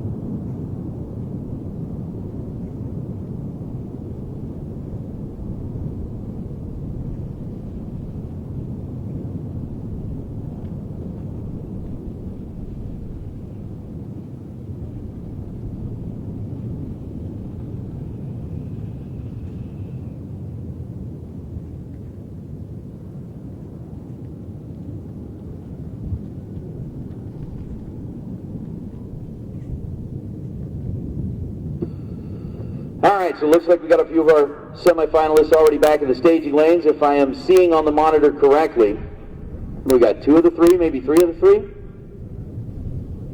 Well, I definitely see Luke, and I definitely see Quigley. Just looking for one more rolling back in there, and then we are going to get our semifinal round underway.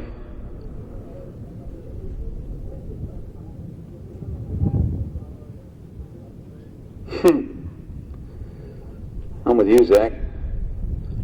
I got to get up and be back here in the morning for the million race.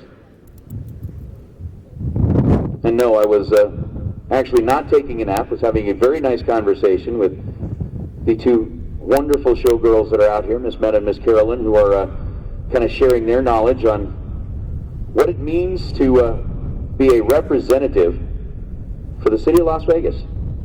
Because if you are going to don a showgirl outfit, you've got to be the perfect representative for Las Vegas and all it stands for. But one thing that we all learn, especially those of us that are born in Vegas, that whole thing, what happens in Vegas stays in Vegas, we knew that years ago. We knew that long before they made it a slogan for the city.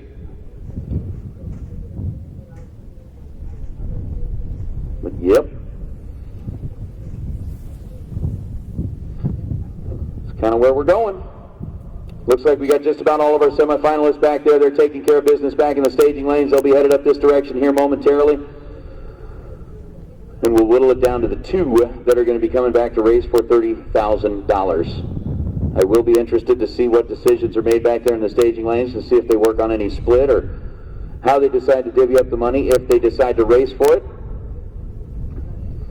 or if they decide that they'd like to make it a little bit more favorable for everybody that's left back there. Oh, I like that sound. I like that sound. Heard the engines firing up, and they are rolling this direction.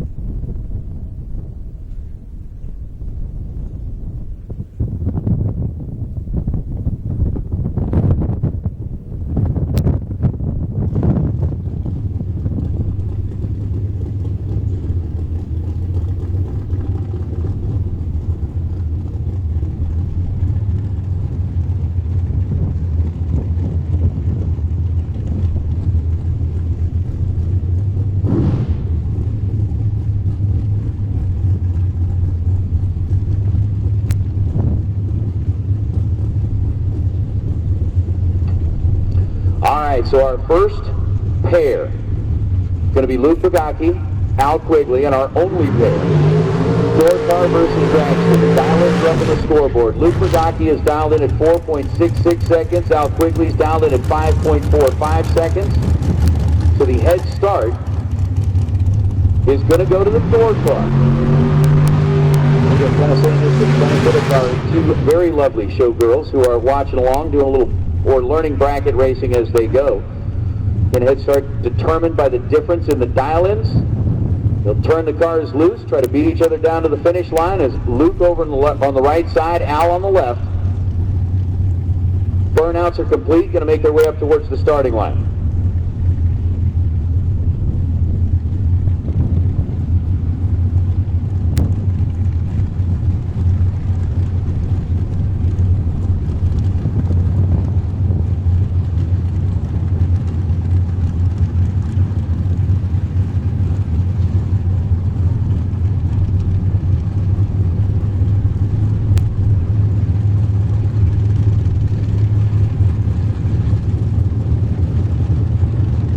So the pre-stage and stage pole for him. He's going to run out on the left. He'll do the $4,000.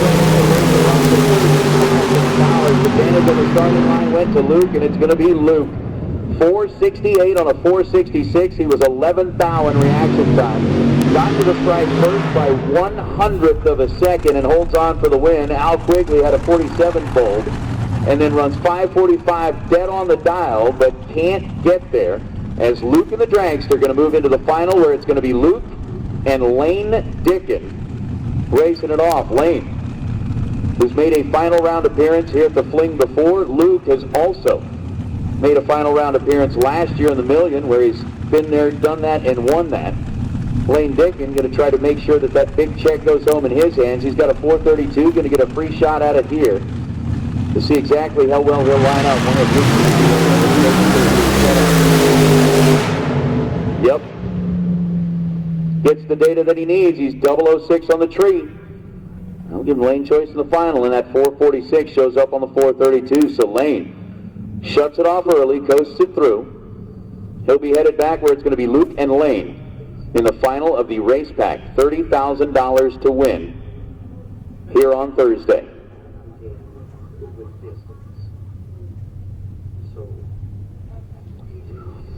So as they make their way back into the staging lanes, again, we're going to go quiet up here for just a little while as we're having a little bit of a quick bracket racing school.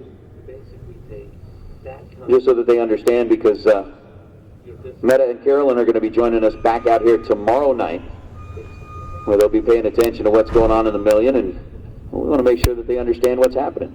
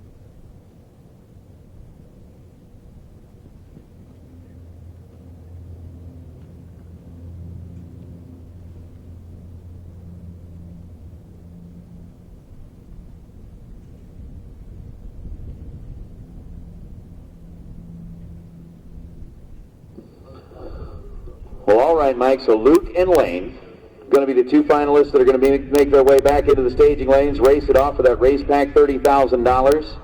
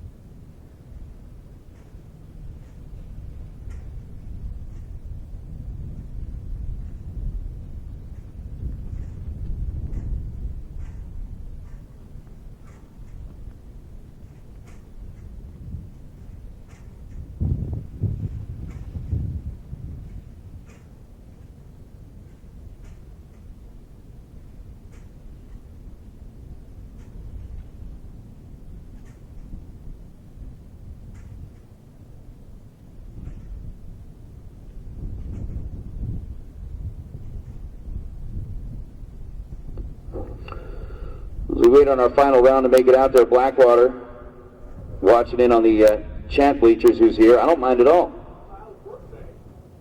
We'll come up here and hang out for a little while. You're welcome.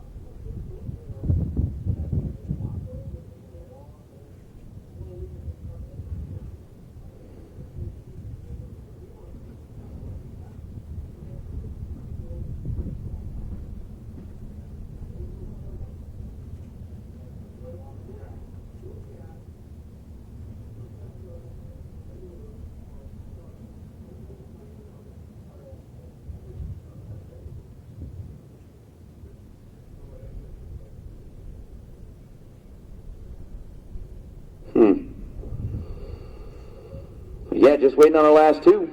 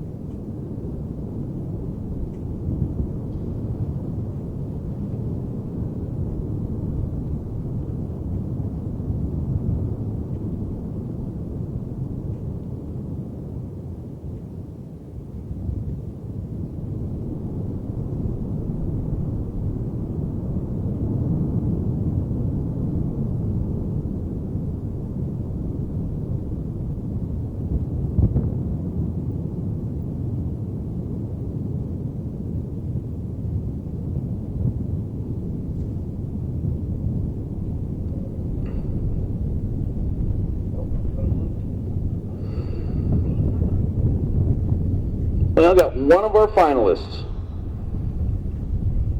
Looks like it's going to be Luke rolling up back there in the staging lanes, getting ready to run for $30,000. And Luke.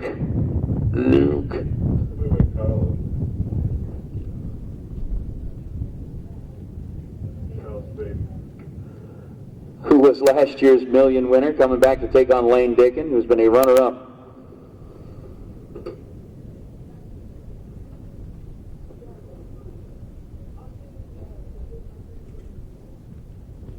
In a final round before, trying to correct that here this time, but man, Luke, Lane, all start to get hot at the right point in the week as tomorrow morning's main event, the Maytag Silver State Refrigeration Million, going to start off with that Brodix run for the 50K. Again, that is going to be a lot of fun to watch that happen. Finally, the wind's starting to die down there just a little bit, but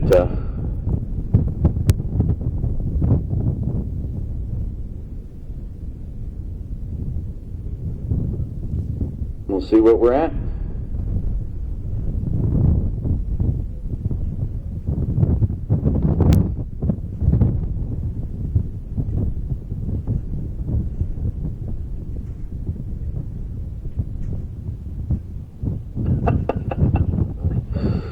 Oh, Mo.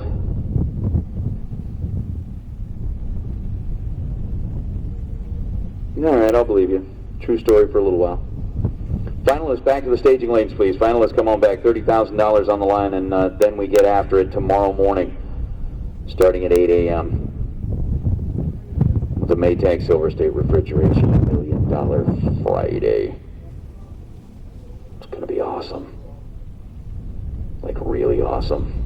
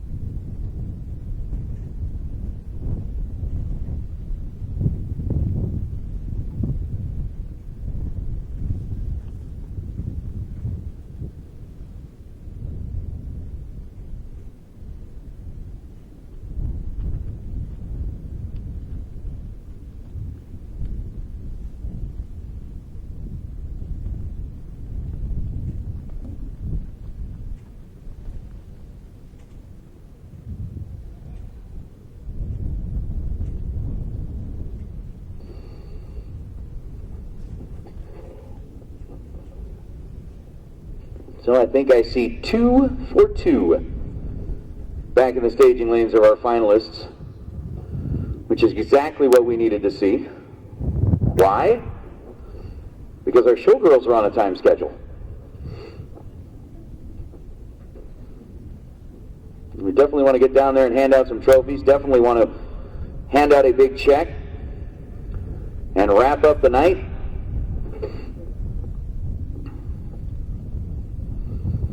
Before things get underway tomorrow morning for the Million Day. I'm just kind of watching back there on the monitor, and I think I do see some folks kind of starting to walk away from the cars, which is a good sign. That means that they've probably made all of the conversations or had all of the conversations that they need to make. The small talk part is over. The, hey, how you doing? How's your day? How you been? Good to see you again. All of that kind of stuff is done.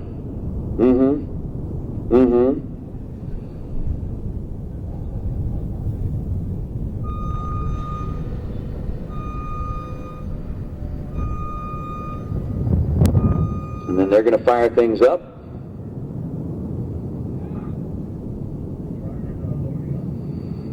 Word from the staging lanes is Pete has...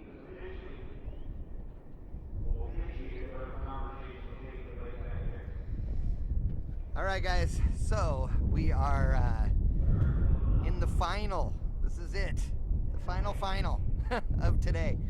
$30,000 to win right here, Racepak Thursday at the Spring Fling Million in Las Vegas. And I got Team Mexico, I think, over here in the grandstands I'm going to show as well. But big thanks for tuning in. It's real cold, and so I've been trying to stay warm. Tomorrow is going to be nice. Today sucks. And it is late, and my God, I hope we can get one of these done before midnight this week. So tomorrow should be the day. So crossing our fingers. Good weather. Going to be an awesome day tomorrow. Spring Fling Million. We will get started around 8 a.m. With their Dash for the Cash deal, and then we will be rolling from there. Actually, I believe eliminations start somewhere around 8:45 or so, after the photo and everything. So we'll confirm that on the schedule, but it'll be somewhere around there. When we're done here this evening, after these guys make the run, I'm going to play some commercials and then do a couple of things to get the replay running, and then I will see you guys in the morning. Thanks.